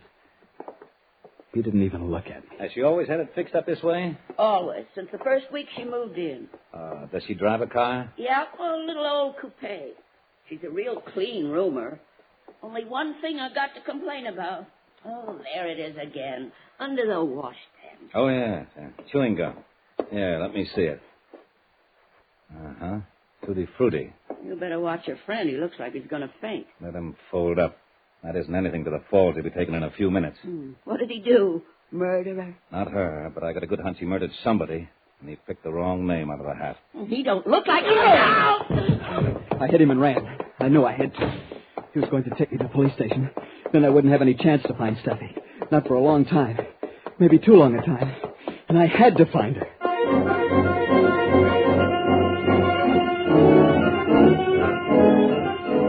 I went back to the Martine Street flat. It was the only place to go. back to where she disappeared. Start from there. I knew Gilman would catch up with me sooner or later, but I might be able to turn up something first. I told the janitor the cops had sent me back to take another look at the apartment and got him to give me the passkey. He fell for it. I went up to the apartment alone. But once there, I couldn't find a thing. I wandered through the empty rooms, calling her name helplessly. I tapped the walls, scraped the plaster, tested the windows.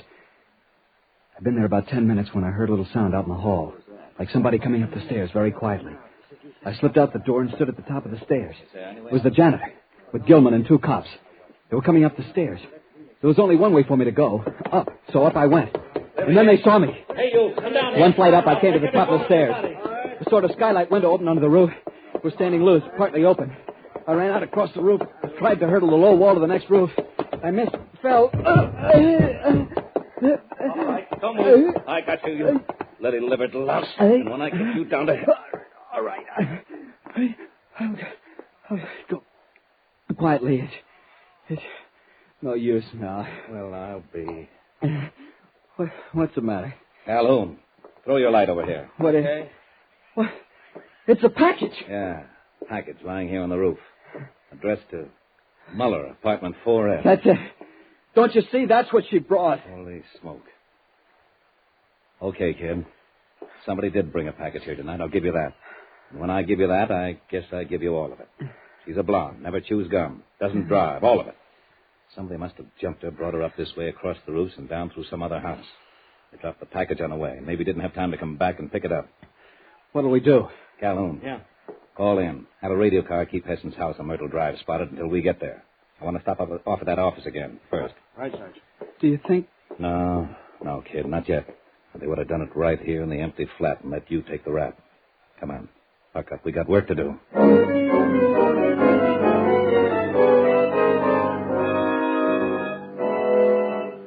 At Hesson's office, we found 2 things. These files are funny. About every third name is a foreign one with a foreign mailing address. Why would those people want local press clippings? What do you mean? I mean, this looks like a job for the FBI. Spy stuff. Maybe your girl had found something out. That's why they figured she was too dangerous. Did she ever say anything? No, but she told them she was quitting next week to get married. So she didn't suspect anything, but they thought she did. Same thing. Come on, we'll stop off at that rooming house. I want that landlady picked up. Obviously, she's one of them. Changed the room all around. Stuck the gum into the washstand, everything. Hey, wait. Look. On the floor next to the baseboard. Yeah. Gilt hairpin. So she was blonde. Okay, let's go.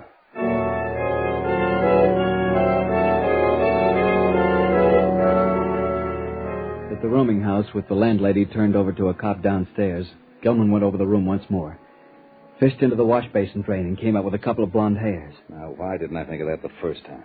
Girl shampoos her hair once in a while. Then we were on our way to Hesson's house on Myrtle Drive. All the way I was praying. When we arrived, it was dark, deserted. Even the police car Gilman had ordered wasn't there. We went in, shooting the lock off the door. We searched the ground floor, then upstairs. In an attic room, we found a shortwave radio. But not Steffi. Just as we got back downstairs, Calhoun came in with a report from the radio car. They trailed into Pier 07, North River. The 3 of them got on a tramp steamer that sailed immediately. And they're gone. It's too late. They won't get out of the harbor. We'll have them picked off at quarantine. 3 of them, you say, Calhoun? A blonde girl? No, they said 2 men and a dark girl. Then where's Steffi? Still here, probably. But where? We'll soon... Wait. You smell something? Smoke? Yeah. And gasoline. The basement. Come on, hurry. Smoke. The basement's filled with smoke. Here, over this way. Steffi! Hurry, this place will be a mass of flames in a minute. I can't see. Steffi! Here, give me a hand. Here she is. Hurry. Oh, Steffi. Is she... No, she's breathing. Hurry, let's get her out of here fast.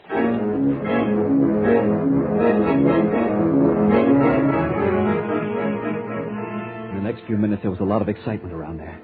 While the fire companies fought the fire, we cut the ropes off Steffi and revived her. She was all right. And I sat there in the police car with my arms around her as if I'd never let her go again. And that's just how I felt, too.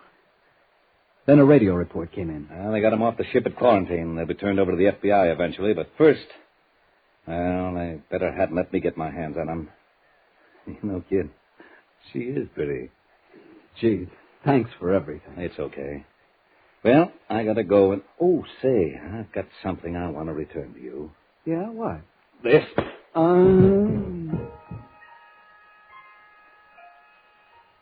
I went out like a light when he hit me.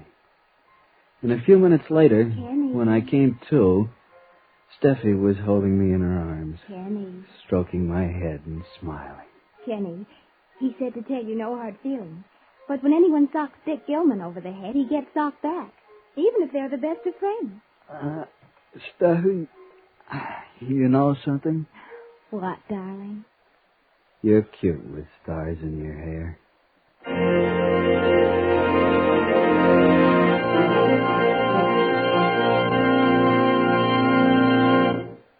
Escape is produced and directed by Norman MacDonald. Today we presented transcribed Finger of Doom by Cornell Woolrich, adapted for radio by John Dunkel. Starred as Kenny was Harry Bartell, with Ed Begley as Gilman. Featured in the cast were Joy Terry, Edgar Barrier, Louise Arthur, Peter Prowse, and Kay Miller. Special music was arranged and played by Ivan Ditmars. Next week, you are clinging to a narrow window ledge, your strength running out. While before your eyes, seen through the window, the most beautiful girl in the world is about to die. Because of you.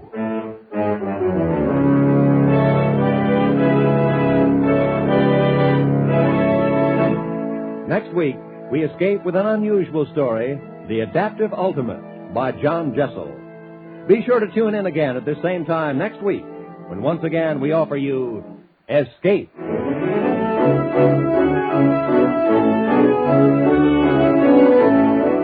You can escape again tomorrow night when CBS's famous dramatic series presents screen star Edmund O'Brien in another special Sunday night Escape broadcast at 6:30 Eastern Standard Time.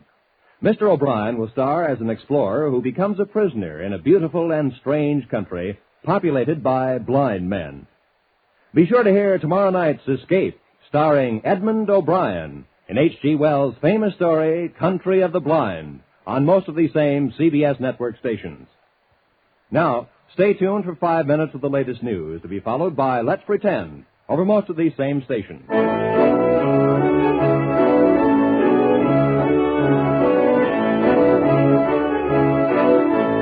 This is Roy Rowan speaking for CBS, the Columbia Broadcasting System.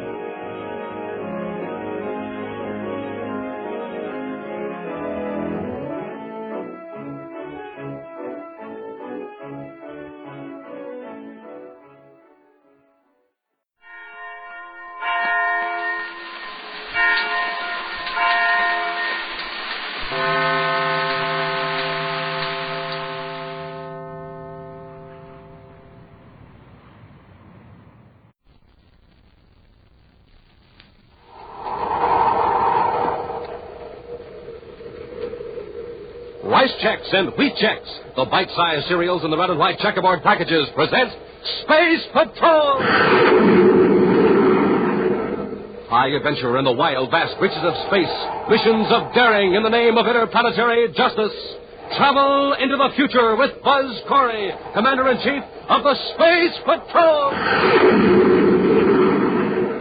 In today's transcribed adventure, Buzz and Happy are climbing a steep mountain on the planet Venus in pursuit of a criminal. We're on his trail, all right, Commander. See? Here's where he dug a foothold. Watch your step, Happy. It's a 2,000-foot drop if you slip. I think I'd better rest a minute, sir. I'm getting dizzy. Everything's getting dark. I noticed the same thing, but it's not dizziness. My head's perfectly clear.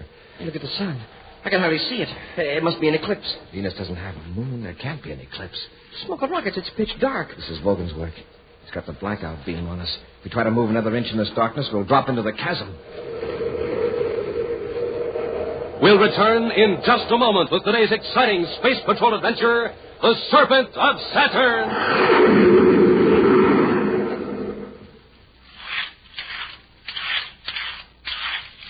Here he comes, gang. Here he comes. The fastest boy on roller skates in the neighborhood. Get up and go, and look at him go. Wow! Now, there's a space patroller who really has it. He just got up from a good, nourishing breakfast. Just finished off a big bowl of rice checks with plenty of milk and sugar. He's packed full of action energy, the kind of action energy that'll help to make you a whizzer on rollers and help make you so alert that you can come up with the right answers in your classroom. Yes, sir, Space Patrollers, you start off any day ready for action when you eat a whopping good breakfast with rice checks. Because Rice Chex is tops for get up and go. Tops for taste, too. A delicious triple toasted shredded rice treat that's good with milk or cream and super good with fruit. And tops for size because it's bite size. The just right size for easy eating. So, gang, try Rice Chex yourself. And try Wheat Chex, that wonderful, wonderful whole wheat cereal. Rich in energy, swell tasting, and bite size. So don't forget Chex, rice, or wheat. It's tops 3 ways. For taste, for size, for get up and go. Look for them in the red and white checkerboard packages with the picture of Commander Corey or Cadet Happy on the front and the neat free Space Patrol trading card inside. Rice Chex, Wheat Chex.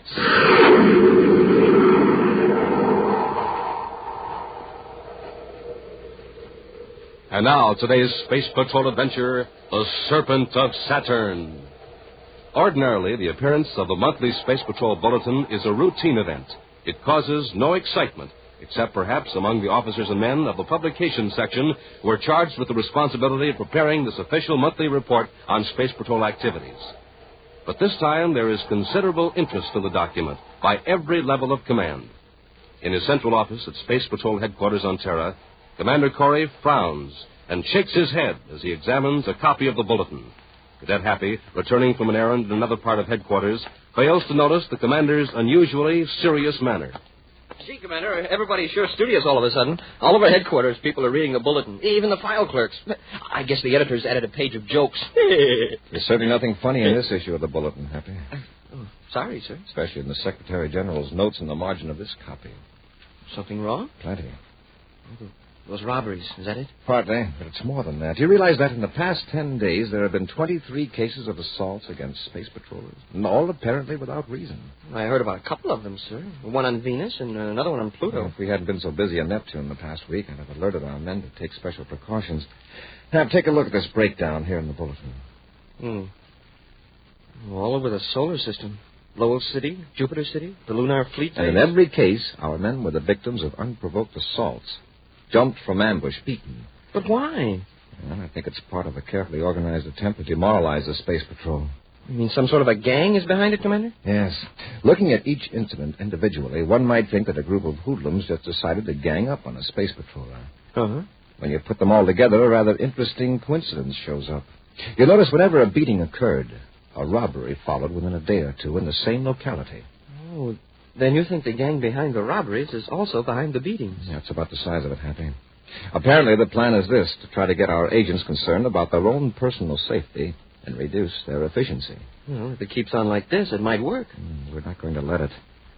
This gang has succeeded so far because it's well organized and evidently has spies in high places. What's the plan, sir? Well, the last attack on space patrollers occurred in Jupiter City at the spaceport, right? Yes, sir. Those 2 off-duty pilots. Oh, you mean if they follow the pattern, the gang may be planning a robbery at Jupiter City? Exactly. And the only thing we can do now is to alert our men in Jupiter City. Major Robertson to Commander Corey. Robbie's calling, sir. Yes, Robbie? Commander, we've got another one. A robbery? Yeah, and it's really serious. A model of the blackout beam has disappeared right out of the Jupiter City lab. Jupiter City? Commander, you sure called that one. Yes, but too late. Robbie, blast off for Jupiter City immediately. Yes, sir. Make a thorough check of security measures. I want a brainograph test made of everyone at the Jupiter City lab. Spaceophone a complete report to me. Meantime, in one of the finest buildings in Saturn City, capital of the ringed planet, a huge, broad-shouldered man sits behind a desk in a large but simply furnished office. Coiled on the desk, in a lifelike pose, is a startling example of the taxidermist art, a hooded cobra. The large man presses a button, and a moment later, a door opens, and Thad Bogan swaggers in. Yes, Mr. Gargeth? Bogan, the Venus Express will blast off in half an hour. You will be aboard. Yes, sir. When you arrive in Venus City, we'll charter an atmosphere ship and go to our hideout at the base of Mount Janik. You will pose as a botanist collecting samples. I understand the Venus wildflowers are quite beautiful this time of year. You can admire the flowers while you wait for Preston. What's my business with Preston, Mr. Gargett? You will give him an instrument which you will find in the emergency tool locker of the atmosphere ship. The light neutralizer. Oh, you've got the blackout beam. Of course. Right out of the Jupiter City Space Patrol laboratory. I'll bet Corey's tearing his hair. Unfortunately for our cause, Corey is given to more direct and effective action. However, I think we can divert Corey's attention. I'll rough up some more of his men? This time I'll rough up Corey himself. That's taking on quite a job, isn't it, Mr. Gargett? It's time we struck at Corey before he strikes at me. Yes, but how? It's very simple. Corey will be informed that the Cobra will rob automatic factory R-18 outside of Saturn City. But, Mr. Gargett, the Space Patrol doesn't even know your organization exists. Why tip him off? We can't hope to keep our operations a secret indefinitely. Corey must have figured out by now that these robberies have been masterminded by one organization. Yes, but to use our secret name. Why do you think I selected Cobra as my insignia? Well, you think I'm just being melodramatic, don't you? I selected the Cobra as an emblem because of its psychological effect. To the average person, the Cobra suggests something silent, ominous, and deadly. Isn't that right? Yes, Mr. Gargett. Fear is a useful weapon. Before long, we will have the inhabitants of all 10 planets shuddering at the mention of the Cobra. Even the Space Patrol. Well, how does that take care of Corey? You think Corey would miss a chance to capture the leader of a gang that has pulled off more than 20 daring and successful robberies? Oh, I don't suppose he would. That's why I'm going to lure him to Factory R-18. Just how are you going to do that? There's a civilian clerk named Walter Reiner at Corey's headquarters on Terra. Oh, yes, he gave us some information once. Reiner isn't much use to us, too undependable. But I'm going to plant some information on Reiner and have Corey tipped off. Corey will think he's uncovered a plot. And fly right into our trap. Sometime later at Space Patrol headquarters on Terra, Happy enters the commander's office with an extremely nervous young man, Walter Reiner.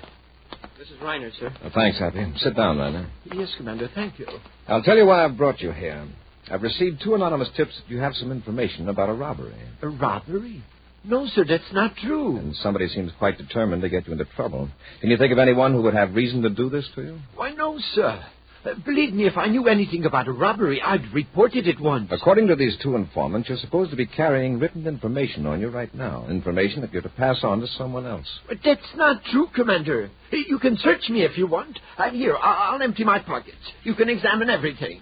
Here's my identification folder. You can look through that. There is nothing in it but... Something wrong? It's a slip of paper. But I don't know how it got there. Let me see it. Plan 4 is now in effect. The Cobra will personally supervise a theft of radioactive strontium from automatic factory R-18 north of Saturn City at 1800 hours Universal Star Time. Smoking rockets? I don't know anything about it. Honestly, Commander. I know it looks bad, but I swear I don't know anything about it. This Cobra that's mentioned here, does that mean anything to you? No, sir, not a thing. It's a horrible trick. All right, Reiner, all it's right. Somebody's idea of a joke. I said it's all right, Reiner. You mean you believe me? Somebody was very anxious for me to find this on you. Just go back to your work and don't say anything to anybody about it, understand? Yes, sir. Thank you, Commander. Thank you very much. Well, somebody sure must have it in for Reiner to play a trick like that. I want Reiner watched, Happy. I'll assign a man to trail him and contact Saturn Space Patrol. I'm going to put a heavy guard on Factory R-18. You mean that Reiner isn't on the level and there really is going to be a robbery? I think someone's trying to lure me to the factory. As for Reiner, he may be an innocent dupe. We'll watch him for a while. Commander, he's coming back. Commander, I got to tell you something. Yes, Reiner, what is it? I didn't tell you the whole truth before. When you let me go, I was relieved. Then I got scared.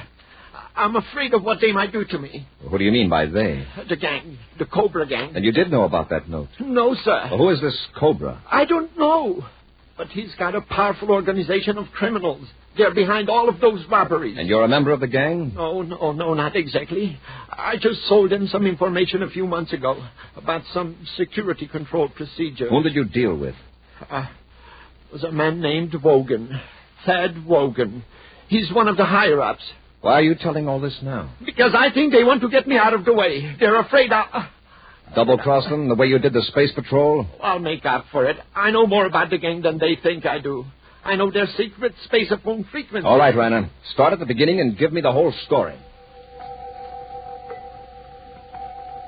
Even after hours of careful questioning, Commander Corey is able to obtain only a few useful bits of information about the band of criminals. Then, with Reiner in custody, Buzz and Appy begin the tedious task of checking the gang's frequencies. Nothing on this band so far, sir. You suppose Reiner made a mistake in the frequencies? What he told us checks with the brainograph test. Imagine that little rat selling security secrets. I'd sure like to know who's the head of this. Vogan calling Cobra. Hold it, Happy. Vogan to Cobra. We've got something. Vogan to Cobra. Cobra here. Go ahead, Vulcan. I'm set up at Mount Janik. Have you tried the neutralizer? Yeah, it works fine. We can put it to uses the Space Patrol never dreamed of. They've got the light neutralizer. All right. Preston will relieve you of the machine at about 1700 hours tomorrow. Just sit tight, Cobra out. Mount Janik. It's about 300 miles north of Venus City. Let's get to the ship, Happy. Vogan is going to be relieved of that light neutralizer sooner than he thinks.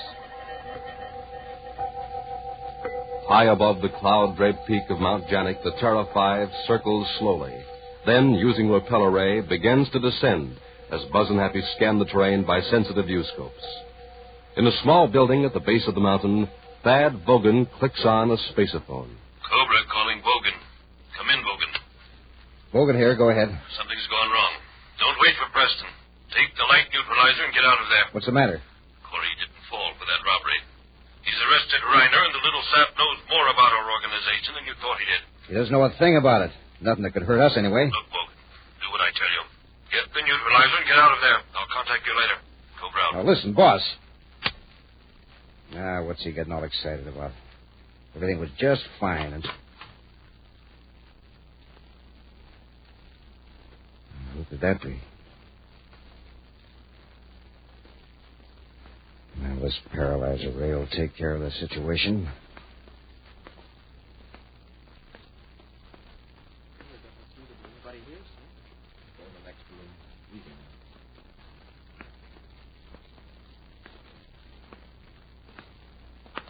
All right, drop that gun. Sure, Space Patroller. Like this. Get him, Hap!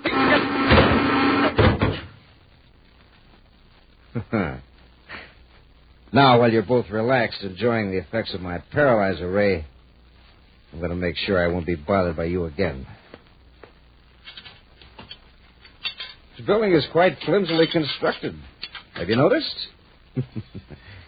A few touches with this atomo torch, and this room will be a roaring inferno. We'll return to Space Patrol in just a moment. This is Dick Tufeld in Los Angeles, reporting on a plane that can fly 1,000 miles without refueling, the North American FJ-2 Fury. In a moment, we'll hear from the well-known test pilot on this Navy jet plane, J. Ray Donahue, Jr. The Fury is a carrier-based fighter armed with 4 20-millimeter cannons. It flies 650 miles per hour, has an altitude mark of 45,000 feet, its length 37 feet. Now, J. Ray Donahue, Jr., recorded at Edwards Air Force Base. To fly at supersonic speeds, a test pilot must have plenty of energy. That's why I always get a good night's sleep and start the day off with a good breakfast cereal like Rice Chex or Wheat Chex. They have plenty of energy, and they taste mighty fine. And I know that you'll like them, too. No other cereal, puff, or flake contains so much nourishment in such concentrated bite-sized form. So take a tip from J. Ray Donahue, Jr., Bob Love, and other top test pilots. Make your cereals Rice Chex and Wheat Chex.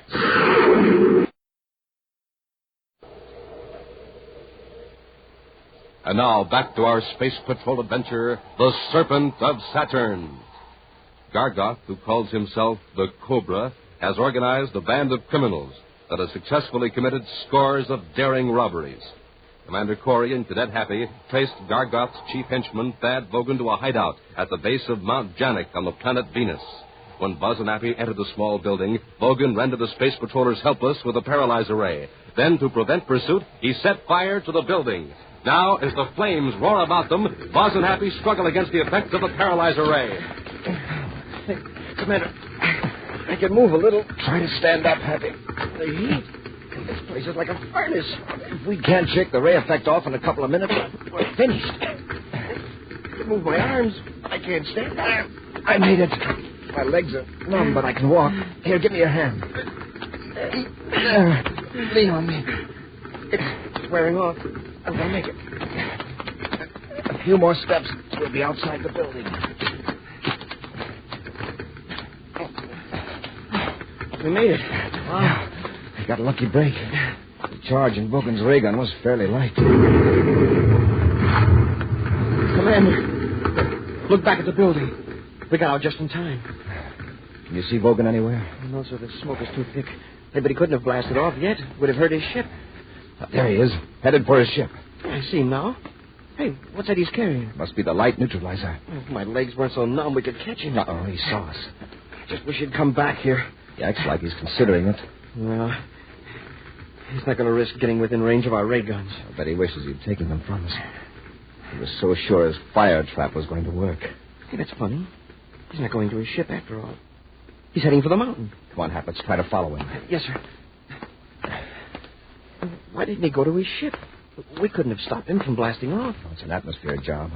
Vogan probably figures we could space a phone for a patrol ship to go after him. Yeah, sure. He's taking a chance on losing us on the mountain. Have your miniature space phone, Hap? Yes, sir. Report to Venus City headquarters and keep on after Vogan. With Buzz and Happy doggedly following him, Thad Vogan climbs higher and higher up the steep face of Mount Janik. At first, he outdistances them. But as the minutes go by, the effects of the paralyzer ray wear off, and Buzz and Happy start gaining on Vogan. Vogan's sure hanging onto that light neutralizer. If he'd throw it away, he'd be able to climb a lot faster. He won't drop it till he has to. I hope he hangs on to it. After the way we're risking our necks to get it back. I'll say this for Vogan. He climbs like a mountain goat. I'll say. Hey, Commander, is that model the only light neutralizer in existence? Yes. This model was to be tested, then if proved successful, a larger model was to be made into a spaceship. Well, does it really black out light completely? It can, but it's designed to reduce the sun's glare on ships making flights on sunward vectors, particularly between the inner planets. It sure would come in handy on construction jobs on space platforms. Uh-huh. Hey, it looks like Vogan's going to take us clear to the top. Make sure he doesn't get directly above us and drop a rock on us. We're still on his trail, sir. See? That's where he dug a foothold. Watch your step, Happy. It's a 2,000-foot drop if you slip. I think I'd better rest a minute, sir. I'm getting dizzy. Everything's getting dark. I noticed the same thing, but it's not dizziness. My head's perfectly clear. Hey, look at the sun. I can hardly see it. Hey, there must be an eclipse. An eclipse on Venus? Yeah, that's right. Venus doesn't have a moon. But there can't be an eclipse. But something's shutting off the sun. It's a heavy fog, maybe. Don't move, Hap. Smoking rockets, it's pitch dark. Logan's turned the blackout beam on us, the light neutralizer. If we try to move another inch in this darkness, we'll drop into the chasm. Well, isn't he in the same fix we are? Not necessarily. The neutralizer can be adjusted to dim out light all around you, or it can be focused in a beam. If we only had our atomo lights. They wouldn't work, Happy. The field of the neutralizer cuts out all light waves. What are we going to do? We can't go back down. We can't go ahead, and... Well, Vogan's got us at his mercy. There's one thing. He can't see us. He doesn't have to see us. All he's got to do is wait until we make a false move, and we're goners. Wait a minute, Hap. There's a good-sized rock here next to me. I can feel it. I'm going to try to give it a shove down the side of the mountain. When it drops, let out a yell. I get it. Make him think we've fallen. Right. Here goes. Hap, look out! Commander!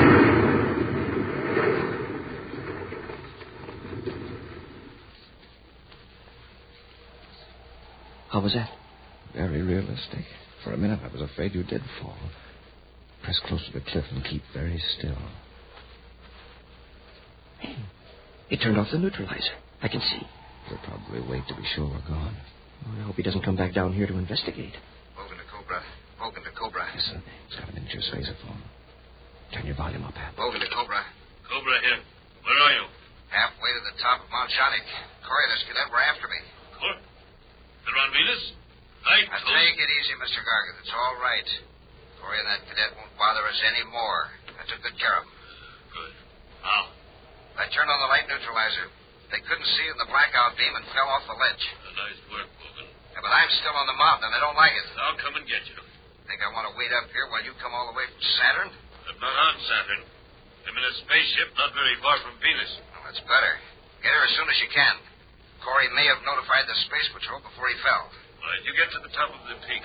Everything looks clear. I'll land and pick you up. Go ground. Hurry. So the Cobra's name is Gargant. Vogan thought he was on Saturn. Probably that's the headquarters of the outfit. Possible. What do we do now? Tip off the Venus City Space Patrol? Use our spacephone. Vogan might hear it. Sure. We'll take a chance on sneaking up on Vogan. If we capture him before Gargant gets here, we may be able to trick him into landing. And then we'll have the Cobra. Come on, let's go. Stay close to the cliff so he can't see it.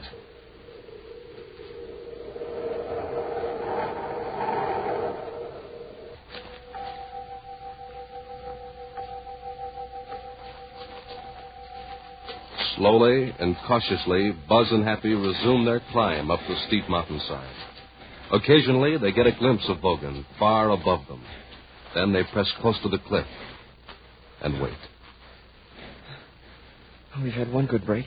Vogan doesn't ever look down. He's probably afraid he'll get dizzy. And the going's not so steep now, sir. We're getting near the top. I'm thankful for this growth of brush at the summit. It'll help us hide from Vogan. Hope we can get him before the Cobra shows up. Drop, Happy. Hit the dirt. Did he see us? I guess not. He's going on. But he started to look down this way. We'd better wait a few minutes. At last, Vogan reaches the summit of Mount Janik. Wearily, he lays down the light analyzer, then sits on a rock to rest. Silently, Buzz and Happy creep closer. Careful, Happy. Don't let him hear us. Well, there's not much cover from here on. Do we rush him? Let's try to get a few yards closer. If he has a chance to use that blackout beam, we could never find him. Yeah. Oh, gee. Get the neutralizer, Hap. I'll handle Vogan. Corey! I'll take that gun, Vogan.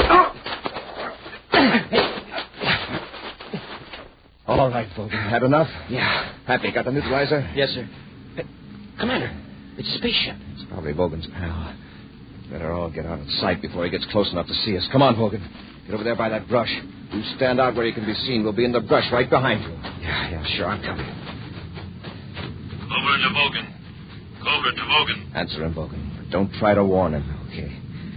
Vogan, to Cobra. Go ahead. There aren't any ships in the vicinity. I'm coming in to pick you up. All right, come ahead. Corey's here. Watch out. Give me that spacerphone. Corey, you told me Corey was dead. I was very much alive, Gargant. Or Cobra, wherever you are. Now, make it easy on yourself and land, or I'll have every patrol ship in the Venus sector after you. You'd better talk fast, then, because I'm going to blast you off that mountain with a space torpedo. No, boss. Please don't. You've made a stupid blunder, Vogan, but I assure you that the rocket is meant only for Corey. If you get it, well, it's an unfortunate accident. Space torpedoes?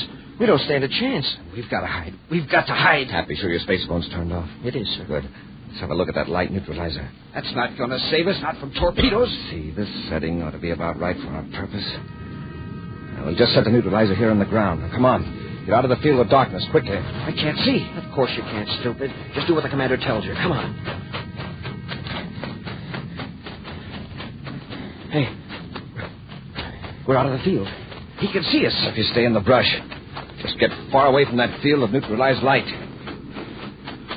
Yeah, we should be safe enough. Commander, you've made a nice target. From here in the ship, the field of darkness looks like a black hole on the top of the mountain. A black round hole.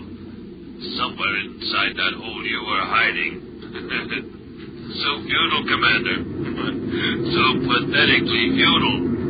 He's making a pass right over us. Fired a torpedo.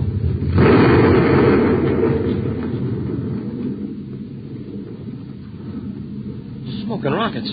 The field of darkness is gone. And when you look at that hole, what a blast. Yeah, there goes a perfectly good light neutralizer blown to bits. Yeah. And also, there goes the Cobra. He figures he finished us. You sure he's not coming back? Doesn't look like it. I sure hate to see that crook get away. He'd better enjoy his triumph while he can, Happy. Because we're going after the Cobra, and we won't give up till we get him.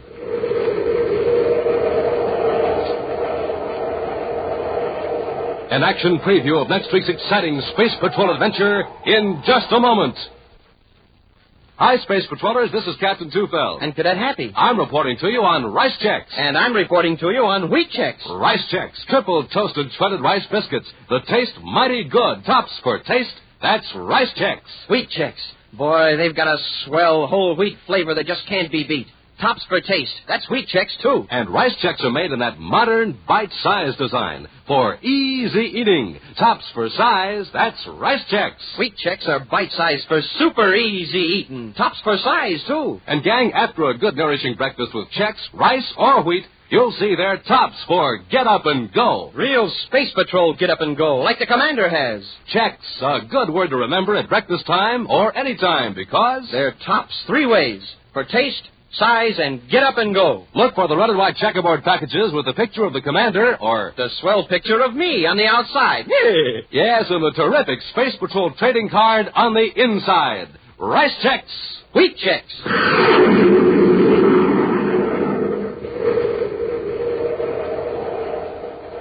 And now, a preview of next week's exciting Space Patrol adventure. Buzz and Happy are exploring the system of unused water mains under Jupiter City, searching for a hidden laboratory operated by the Cobra Gang. After trudging nearly a mile in a crouched position, Happy moans. Oh, my aching back. I sure wish this pipe was 6 inches bigger. From the chart, the lab should be just a few hundred yards ahead. Commander, there's air blowing through the main. Yes, it's getting stronger every second. This is like being in a wind tunnel. What's causing it? Yes, being forced to the main by the water behind it. Water? What water? From the reserve tank. Gargot knows we're down here, and he's trying to drown us. Be sure to join us next week for the thrilling story, The Gems of Jupiter, when Rice Chex and Wheat Chex again present Space Patrol! Space Patrol, created by Mike Moser, starring Ed Kemmer as Commander Corey and Len Osborne as Cadet Happy, was written by Lou Houston, produced and directed by Larry Robertson, executive producer Mike Deverett. Other players were Ken Mayer, Norman Jolly, and Bela Kovach. Dick Tufel speaking. Now, don't forget to tune in next Saturday and every Saturday when Rice Chex and Wheat Chex again present Space Patrol! Be sure to see another exciting Space Patrol program on your local ABC television station. Consult your local paper for time and channel. This program is broadcast for Armed Forces overseas through the worldwide facilities of the Armed Forces Radio Service. Space Patrol came to you transcribed from Hollywood. This is ABC Radio Network.